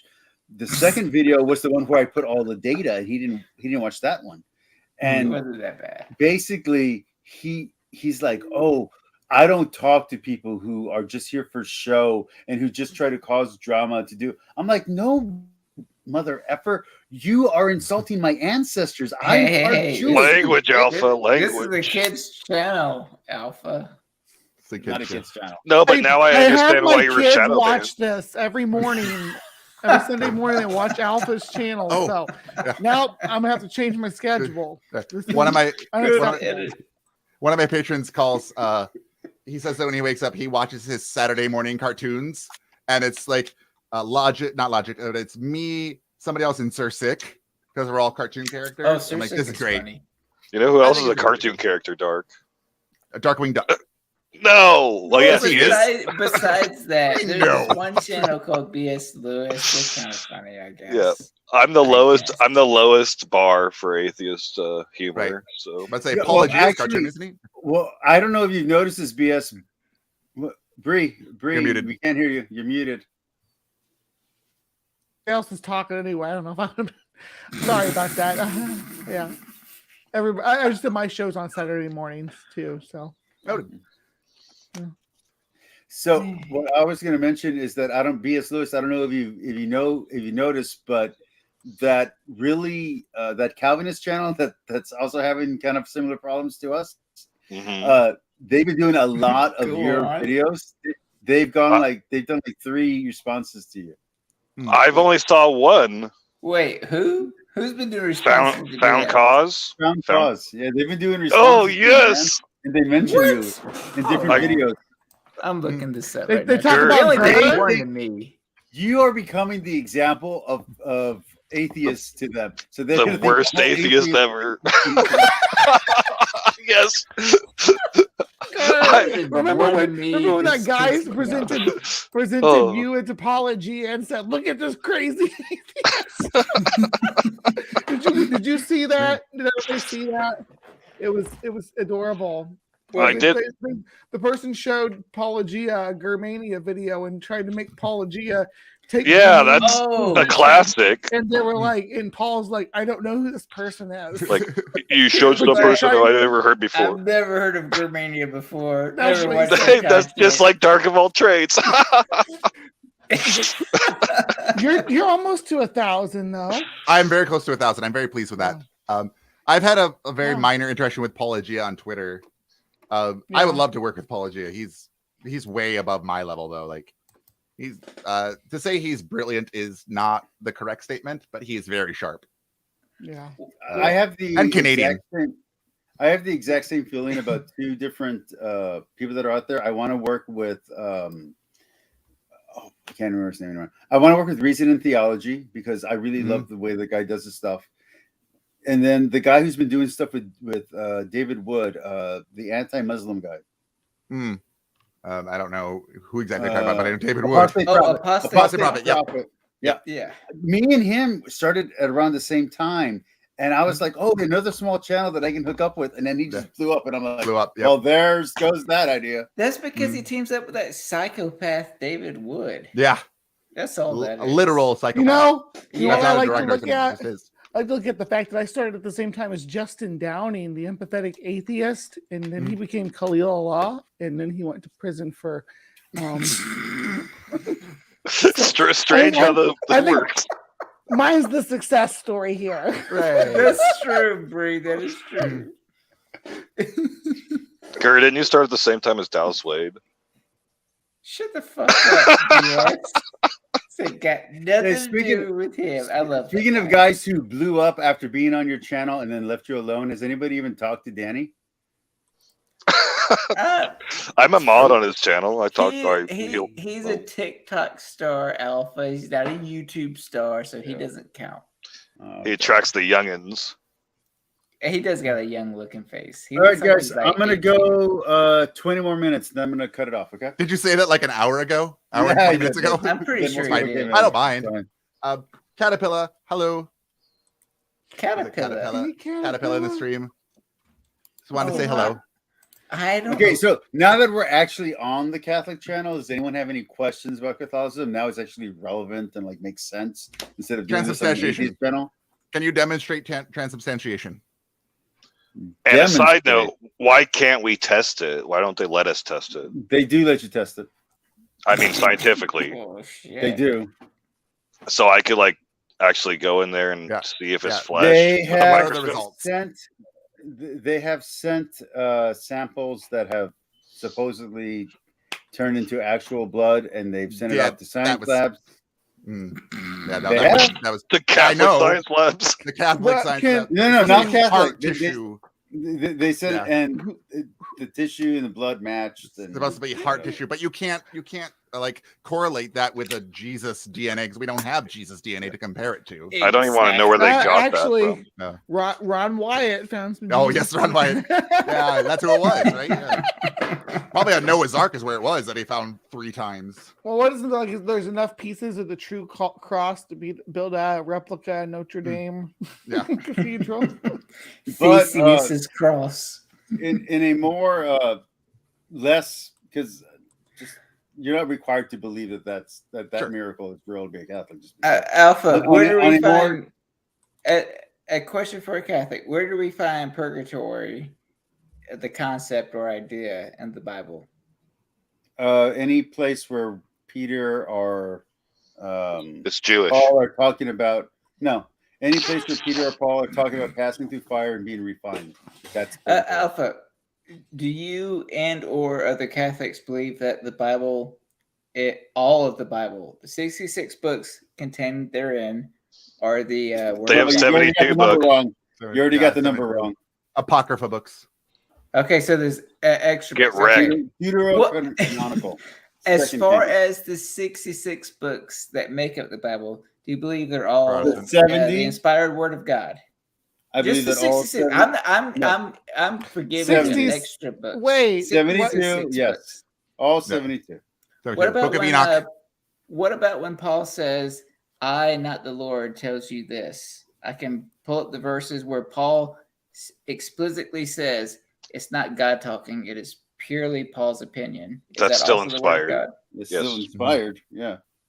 Even though Paul says B.S. is a prophet. Even though Paul says this is not the word of God, it's just his opinion. That's the word of God. What inspired means is inspired doesn't mean that every single word in there is like God handwriting it out. It's no in the Catholic I didn't say understanding. That. You just implied it. But again, if you implied it, don't try to be tricky. But if he's making a distinction between God said and Paul said, then that's kind of what he's talking about. Yes, and Paul explicitly said, and I can find the verse. Words matter, right, Dark? Not the Lord says XYZ. And then a few verses later, he says, the Lord, not I, says XYZ. So again, Catholics don't hold that every single word in the Bible is God talking. Okay. The Catholics are wrong, bruh. Yeah. So when the Bible says something that's not the inspired word of God, what do you do with it? Well, that's Deuterocanon. That's Deuterocanonical. That's second. They put it in the catechism. I have a follow-up. Or it should be ignored, or no, it can't be ignored because we also have a thing called the Church Fathers. That's like say the word again that I can't pronounce. Tertiary. Tertiary. Tertiary. Tertiary.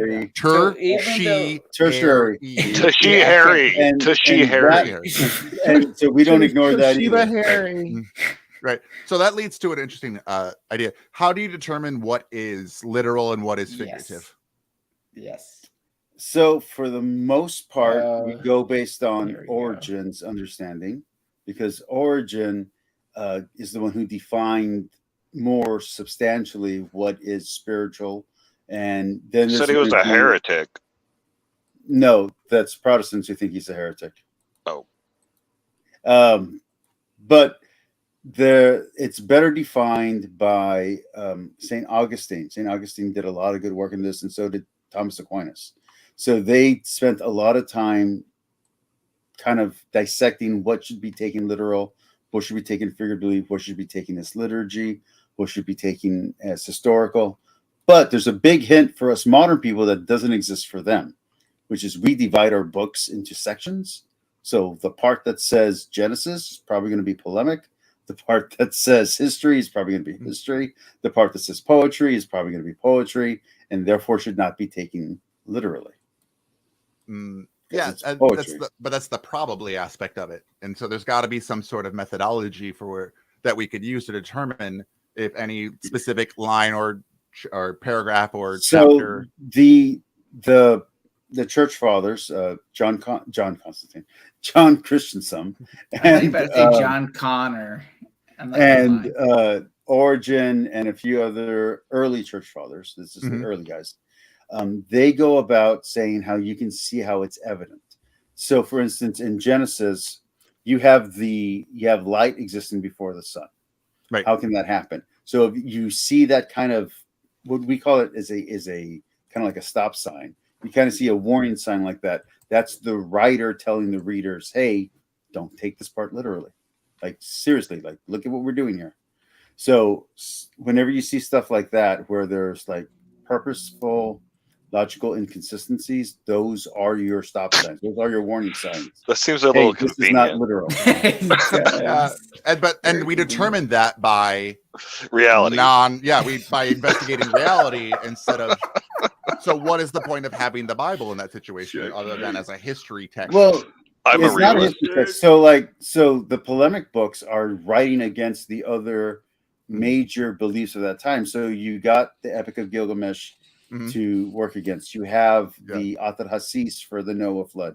You have these parallel stories that are being spoken against, and they're saying, no, that's not the right concept. This is the right concept. This is the proper way to be moral.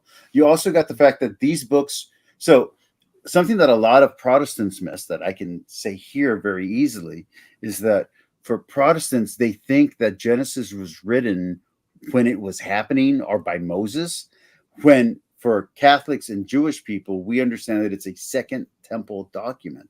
So that means that it was written after the exile. So it's not written before Isaiah. I mean, it's not written before Isaiah. It's not written before Chronicles. It's not written before Judges. After the scientific discoveries that had happened in Babylon, where they discovered that the earth is not flat, that they discovered, the geosphere. Well, then why, if they know that information, are they including that in this story? Well, because that story has ancient roots, and they're trying to keep those themes in the story. Right. They so that is how. Time. Yeah. And then, but it turned out they were wrong, and it was just a matter of time. That just leads to everything is a fallacy in the Bible because it could all be wrong, and we're taking anything we take literally could be determined to be wrong later. And it's all figurative. So they put that in after they already knew that it was a round earth. So they already knew the earth was round when they include the stuff about the firmament. So they already know that that's not the case. Right. So it's in there because it is polemical, because they're talking against these stories where these elements exist in those stories. Right. But you can read those stories to see the parallel. Right. But there's nothing in the book that says that even hints that they knew that the earth wasn't on pillars. Except for the fact that historically they're coming out of exile, out of Babylon, which was Zoroastrian. Zoroastrianism. And they had advanced, for that time, just to be clear, had advanced understanding of astrology and astronomy. And so, I don't know, advanced for that time, we'll say. But the idea of things like the Exodus, like we know Moses didn't exist. We know the Exodus didn't happen. So it's only because now that we know we can now look back on these and say, what were they talking about in this situation then? So Moses could have written it. It didn't exist, and he couldn't write about his own death. So Catholics would argue that, just to give you, if you don't know, we would argue that Moses did exist. Right, and you'd be wrong. That's all there is. Well, we would say that the character of Moses is different than the historical figure of Moses. So what you're trying to do is figure out why this version of whoever the real person was is the version that we're preserving. What is the message? Right. When legend becomes fact, print the legend. Well, yes. I also like Robert Wool. Yes. Okay. Yeah. I'm glad you caught it. So I don't know. We don't have reason to accept the idea that somebody like Moses, and we spoke of before, Adam and Eve themselves as human characters existed. I think there is reasons to believe in a Jewish warlord that led some Jews, or here pre-Jews. So I believe they're the Hebrewites. The Hebrewites. Yep. Yeah, the Hebrewites who are taken out of Israel after was it the native tribe kicked them out because they had suppressed the land, and the Pharaoh came in and kicked it. I'm not talking about the biblical history. I'm talking about the actual what really happened rather than what really happened. Yeah.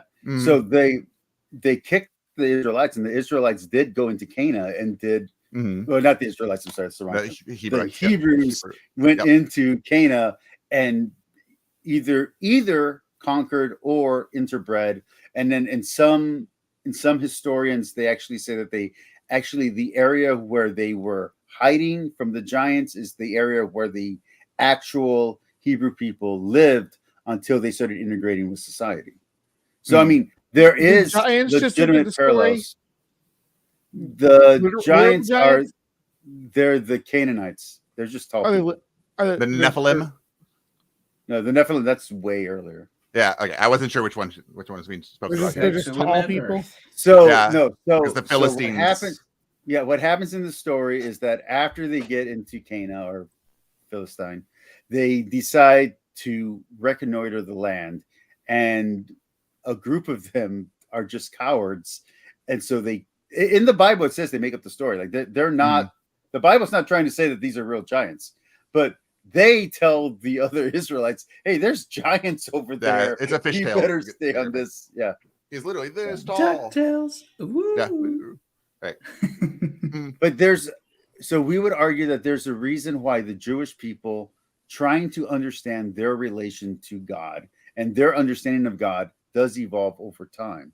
So they're trying to preserve what they suspect was the early understanding of their relationship to God. And it's that record, the record of their understanding that's being preserved in the Bible. This is not just Catholics saying that. This is also Jewish people saying this of their own works. Is it fair to ask that right now the current ideas about God in the Catholic Church could be wrong too? No, because we're holding to the same ideas for the last 2,000 years. So but you're saying that the Jewish people had an evolution of ideas of God belief. It's called, so this is a stupid technical term for you, but it's called development.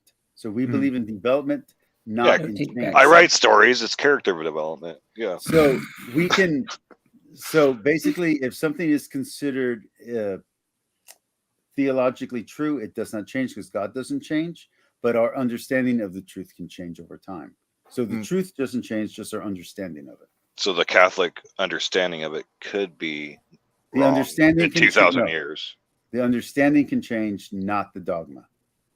Which sounds a lot like starting with your conclusion. Which, when you said that in the video, I actually disagreed with the answer. So I disagree with that completely because that's not how any of us do. Because you're Catholic. Like it. Yeah, you're a true Christian, Alpha. Right. Well, if I were to say that, thank you. If I start with materialism and say anything we learn, if it doesn't correlate with materialism or our understanding of materialism, then it's not true. That wouldn't be a fair thing to say. That would not be logical or reasonable to say. But people aren't. Oh, where'd Bree go? Bye, Bree. I think she got bored. Yeah. You said kind of boring. No, she's probably just stoned and drunk. I get tired. It. Yeah, sure. So what I was going to say was that in your video, is that's not how. And as someone who I think all four of us in here are previous, you three are previous religious people, and I'm currently a religious person, but also previous. You're almost there, Alpha. I used to be a true Christian. I still am, but I used to too. But you gotta, I mean, if you remember, that's not how you come to conclusions about God. That's not how you don't start off as a presuppositionalist. About to say a lot of presuppositionalists. So Darth Dawkins. I don't like presuppositional whatever. I don't preceptors. That's how I say it. Preceptors. I don't like that approach to theology. So for me, it wasn't like I'm reading the Bible to prove God. I believed in God. I was reading the Bible because I wanted to learn what wisdom was in those books. And the first 3 times that I read them, well, the first 2 times specifically, but the first 3 times I read them, I couldn't believe anything that was in that book. Like it was too illogical. That sounds like being hyperbolic. Because there are things in the Bible, no matter how many times I've read it, I would believe something in it. So Jerusalem was a place. I agree. Yeah. Almost all. Right. Well, no, actually. That's a metaphor, BS. Jerusalem is a metaphor. That's not in the history. In Jewish study Bibles, you will see that there's some question on whether or not David, is it David or is it Saul, was a real person. So there's Jesus. So there's some question about whether or not the first temple is even a thing. Mm-hmm. So if it was the first temple, it definitely wasn't the temple that's being described, because there's no evidence of that. Mm-hmm. And the actual events, even though they coincide with the history around the society, they don't coincide with what's found in the actual sites that are mentioned in the Bible. Mm-hmm. So the where history starts question in the Bible, there are several different spots. A lot of people like to say that it's the Battle of Kadesh. That's the one that I personally go with. Other people say that it's the battle. There's a battle that happens in Egypt against the Hittites. That one you can clearly see in other texts that the Israelites are doing exactly what the Israelites say that they're doing. So it's just that what's funny about it is that every side says they won the battle. So the Hittites say they won, the Egyptians say they won, and the Israelites say they won. So somehow it's a three-way battle that all three sides won. Other people say that history starts with Solomon, or not Solomon, the very next, his son. They're saying like that is the point where we can match up all history with that story. Like we can, we trace back to Nebuchadnezzar into all the way back. Yeah. I have a burning question for you, Alpha. Oh, I do too. God. Are you gonna use that chapstick you've been holding for like half an hour? I've seen him use it at least once. No. My lips are very dry. I can't say where I work, but I literally went into work this morning at 8:00. I got out of work at 9. So you're saying you're kissing the boss's butt a lot, right? No, I'm not going to say that. I'm definitely not going to say that. Oh, that's what he's saying. So Alpha, before I exit out of here, I've got one question. Why are you so... Okay, there you go. I was about to say, why are you so big right now? Why are you so handsome? You are a handsome devil, Alpha. I'll give you that. So, Alpha, would you agree that God wants me, Dark, and BS to believe in him? I don't know. I don't pretend to know the mind of God. I mean, if you had to speculate, would you think that God wants us atheists to believe in God? So, with election, I don't know if God wants any of you to believe. I do believe, based on our interaction, Gar, that you cannot use, you particularly, I'm not talking about either of the other two. Mm-hmm. Based on our interaction, I don't believe you can use irresistible ignorance, because you have, even if you don't have total comprehension, I'm wise, you have a very because we have not just me and you, but you with other Christians have shown that you understand the argument and you understand why it should be convincing, and yet you choose not to believe. So I do not choose that. I will object to that. Beliefs are not choices. Agreed. We know enough about psychology to know that beliefs are not choices. And doesn't it say in Scripture that God desires everyone to come to knowledge of the truth and be saved? Out of context. Ooh, soteriology. Out of context. Oh, okay. No, okay. Before I continue, I want to say that what Dark said is 1,000% exactly my thoughts, which is I cannot choose just willy-nilly to believe in God. But in all fairness, I know that you, being a Christian and a theist, cannot automatically choose out of the blue to not believe in God. So to be fair, but okay. So since I'm assuming the other two in this room do not believe in God. Okay. So this leads me to conclude one of 3 possible scenarios. And I want you to hear these 3 options and then tell me which ones you think is likely to be true. Before you continue. Yes. Gar, as someone who loves you, and I mean this in all honesty. We love you, Gar. Everybody loves you. You're so lovable. A lot of your best questions and most logical arguments are not very romantic. Good. They got romantic. The light changed. I'm just gonna let you know up front. They're not very good. Well, I think I see exactly where he's going. I did a patron video on what he's going to. I think Schellenberg. Some variation on Schellenberg. That's too big of a word for Gur. That's a name, but yeah.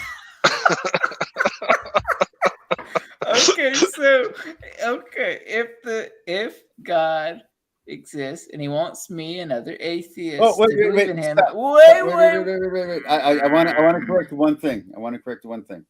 Go ahead. This is for Dark, not for Gur. So when I was using the word choose, I want to be very clear that I'm talking to Gur. I'm not saying that all atheists choose not to believe. Sure, I'm saying that no beliefs are choices. Hold on. Yeah, sure. I'm saying that Gur himself, based on the evidence of our interactions, is making a choice. So to confirm, he has been presented with the evidence and denies it. No, that's what he's saying. He has gone through bit by bit, usually when he's drunk, but sure, that's not. You forgot it. Where he has said that he actively believed, and then eventually, for some reason, chose not to. And then it was very okay. I'll reject. To be fair, we've all seen trees, so yeah. Okay. But correction. But hold on, wait.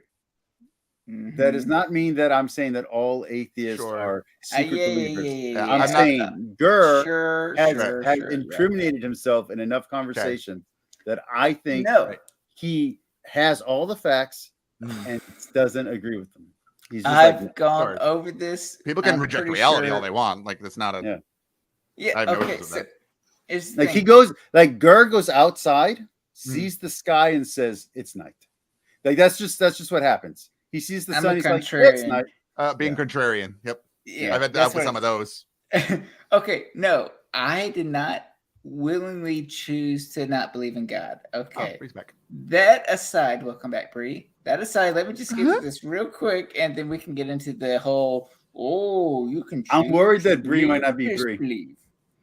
Okay, I'm actually Bree. Okay, Bree's the best.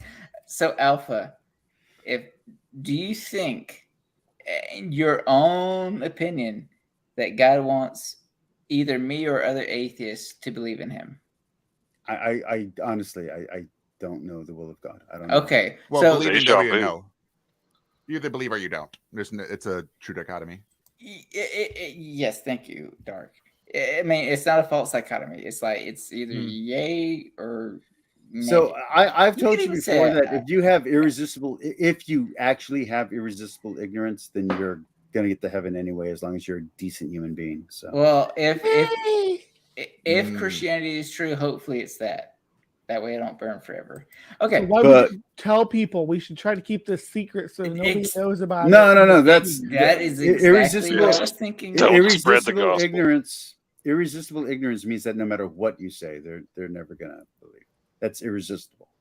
Okay. Well, okay. So Alpha. If I can convince you, it's not irresistible ignorance, and therefore you're liable. Again, that's convenient. Yeah, you're welcome. That opens up a different can of worms. But okay, Alpha, I do not believe in God. And since I do not believe in God, as far as I can tell, there has to be 3 different answers that could account for this. Could you ask an original question?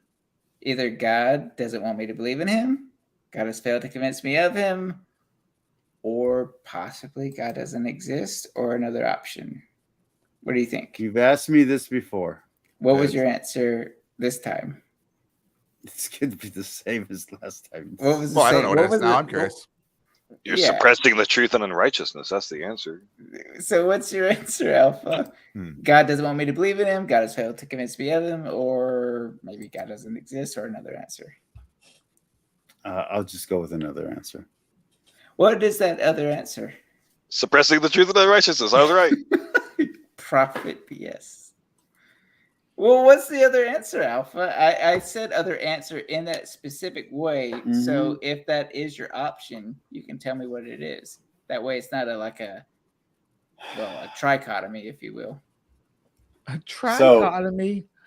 So, yeah. God has his elect who he calls. Not all who are called will answer. I'm going to say, not all, God. And not all who answer will be kept in. And so it's the story of the house. Ori, it's the story. You asked me, you're on the Catholic channel, and you got to listen. It's the story of the wedding feast. So He sends out people to invite. Option 2. He sends people out, and they reject his servants. He sends people out again. He sends his son out, and his son is killed. So he says, you know what? I'm going to have a different wedding feast. I'm going to invite all new people. All you people are out. So then he invites new people in. Answer number 2. God has failed Hold on. to convince me. Wait. Shh, quiet. That's exactly what it is. So he calls people in, but not everybody who's invited shows up. Then once he lets people in, there's going to be one person who is not dressed for the party. And God sees him, or the king sees him. This is my question. And says, hey, who is that person? God has failed to convince me of Why isn't he doing it? So he has the person come up to him and he says, God has failed. You don't belong here. You're going to be kicked out where there's gnashing. Or he tells his servants to tie him up and throw him out where there's going to be gnashing of teeth. What does the dressing represent in the parable? Not being prepared. So God has failed to convince me. He has failed to prepare me. No, you have failed to prepare by failing. So it ties into Judaism, where Judaism is about. So you have to study. There's this line in the Talmud where how you recite the Shema and how you study the Rambam and how you study different elements of Judaism is going to be how you're judged. So you're not even judged on your sins in one aspect of Judaism. You're actually judged on how well you prepared and studied. So that's what it's signed into. Since I don't believe in God, either he doesn't want me to believe in him, or he has failed to convince me. So I disagree with your premise, because I think you are trying to understand whether or not God exists or not. I don't think you're doing what Dark World Trade does, because what Dark World Trade does is counter apologetics and polemics. That's what I do. He does it better. No, you do not. You haven't done it in like a year. You're questioning and searching and building community. He's already a saint. Which is different. Which is different than Dark World. I want to be very clear. I'm not judging your heart. I'm just talking about what I see. Do better, Dark. You're not doing counter apologetics or polemics. You're not advocating for atheism. You're mostly searching, and you're searching with 3 or 4 major problems that you can't get over. You've heard answers from many different people on the exact same questions.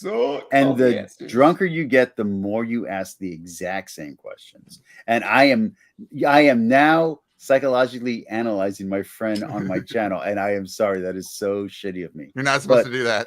Yeah. No. Well, I don't think that you were talking about your observations of his behaviors, not psychoanalyzing. Yeah. You're saying, hey, it looks like you're seeking something more so than that you're trying to prove something wrong. That's because what Dark is doing is he's actively combating religious ignorance, which is very different than what you're doing, Gur. Which is what I try to do. You're searching more. You're going after certain problems that really bother you. Level, Alpha. I'm pretty tall. You'll have to get some like platform shoes. And I'm shoes. very short. To wear a cape. Some platform shoes. Yeah, I made this vest, so you know. You have to make your own vest. Okay, guys, it has now been 3 hours, and I was only going to do this for an hour, so I think I'm going to call it a night. Okay, cool. All right, been fun. Thank you for having me. You want to do the? Okay, before everybody gets off, I'm gonna say goodbye to everyone one at a time. Dark, I want you to stay for last, so we can have some closing words, because maybe I can edit this together and turn it into some kind of clip that we can use. Okay? Sure, I'd love to. All right. Okay. So first, I'm gonna say goodbye to B.S. Lewis. Even though you said the least, you said the funniest. I hope you have a good night. Bye-bye. Bye-bye. I'm actually the funniest. Okay, next, I'm gonna say goodbye to Bree, who I love, and I'm very grateful that you came into my channel. Now that you know it's friendly on my channel, just like it's friendly on Gur's, I hope to see you again. Okay, yeah.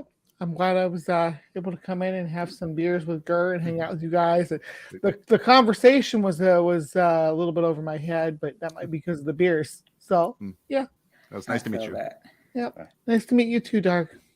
See you later, Gur. See you, Bree. Always good seeing you. Night, Alpha. Good night. All right, now for the second to final goodbye. Gur, how you doing? Alpha, thank you for having me. Dark of all trades again. Fan of your channel. Love your stuff. And sure, promote your stuff because I'm going to probably edit this into a shorter video that will be streamable or be shareable, clippable. Yeah, streamable. Words. Yes. If you want to see what a true atheist, no, I'm just kidding. I have nothing to say. I'm just a nobody making content that I think is counter apologetics, but Alpha's making me question myself. No, I'm just kidding. Alpha, love you. Dark of all trades, big fan. Y'all have a good night. Good night. Have a good night. Okay, so to finish up, if you all are watching this, this was part of a longer stream where me and Dark first debated and then basically dialogued, and then we brought in some familiar friends from this channel. If you watch this channel, you probably watch them. And we talked some general topics. Most of the silly stuff I probably edited out, although I might keep some humor. But we did talk about some major issues such as Galileo, such as Catholicism and the tension between religion and science and religion and faith, and how it ties into reason. And we also talked about other less connected things such as the Bible, such as how faith works and how irresistible ignorance works. If you want to hear a counter view to my view, I would like to recommend Dark of All Trades, and I'm going to let him take the closing. And after you get done, I'm going to turn off the stream, but stay on for 2 seconds just so we can say goodbye. Sure. So thank you for having me here. This was a lot of fun. I did enjoy meeting your friends and fans, apparently, of mine, which was very a pleasant surprise. I know that we still disagree on a lot of it, but I think that both of us have some pretty interesting points that I know I need to keep examining. And I hope that I at least spark some intellect with you and maybe your audience. And if your audience wants to see more of me, they can find me Dark of All Trades on the YouTubes. I do counter apologetics, and I'd love to see you there. My channel is growing. It's been exploding recently, and I hope to keep growing. And I hope to see you grow with me. Peace, like, and subscribe. Talk to y'all later.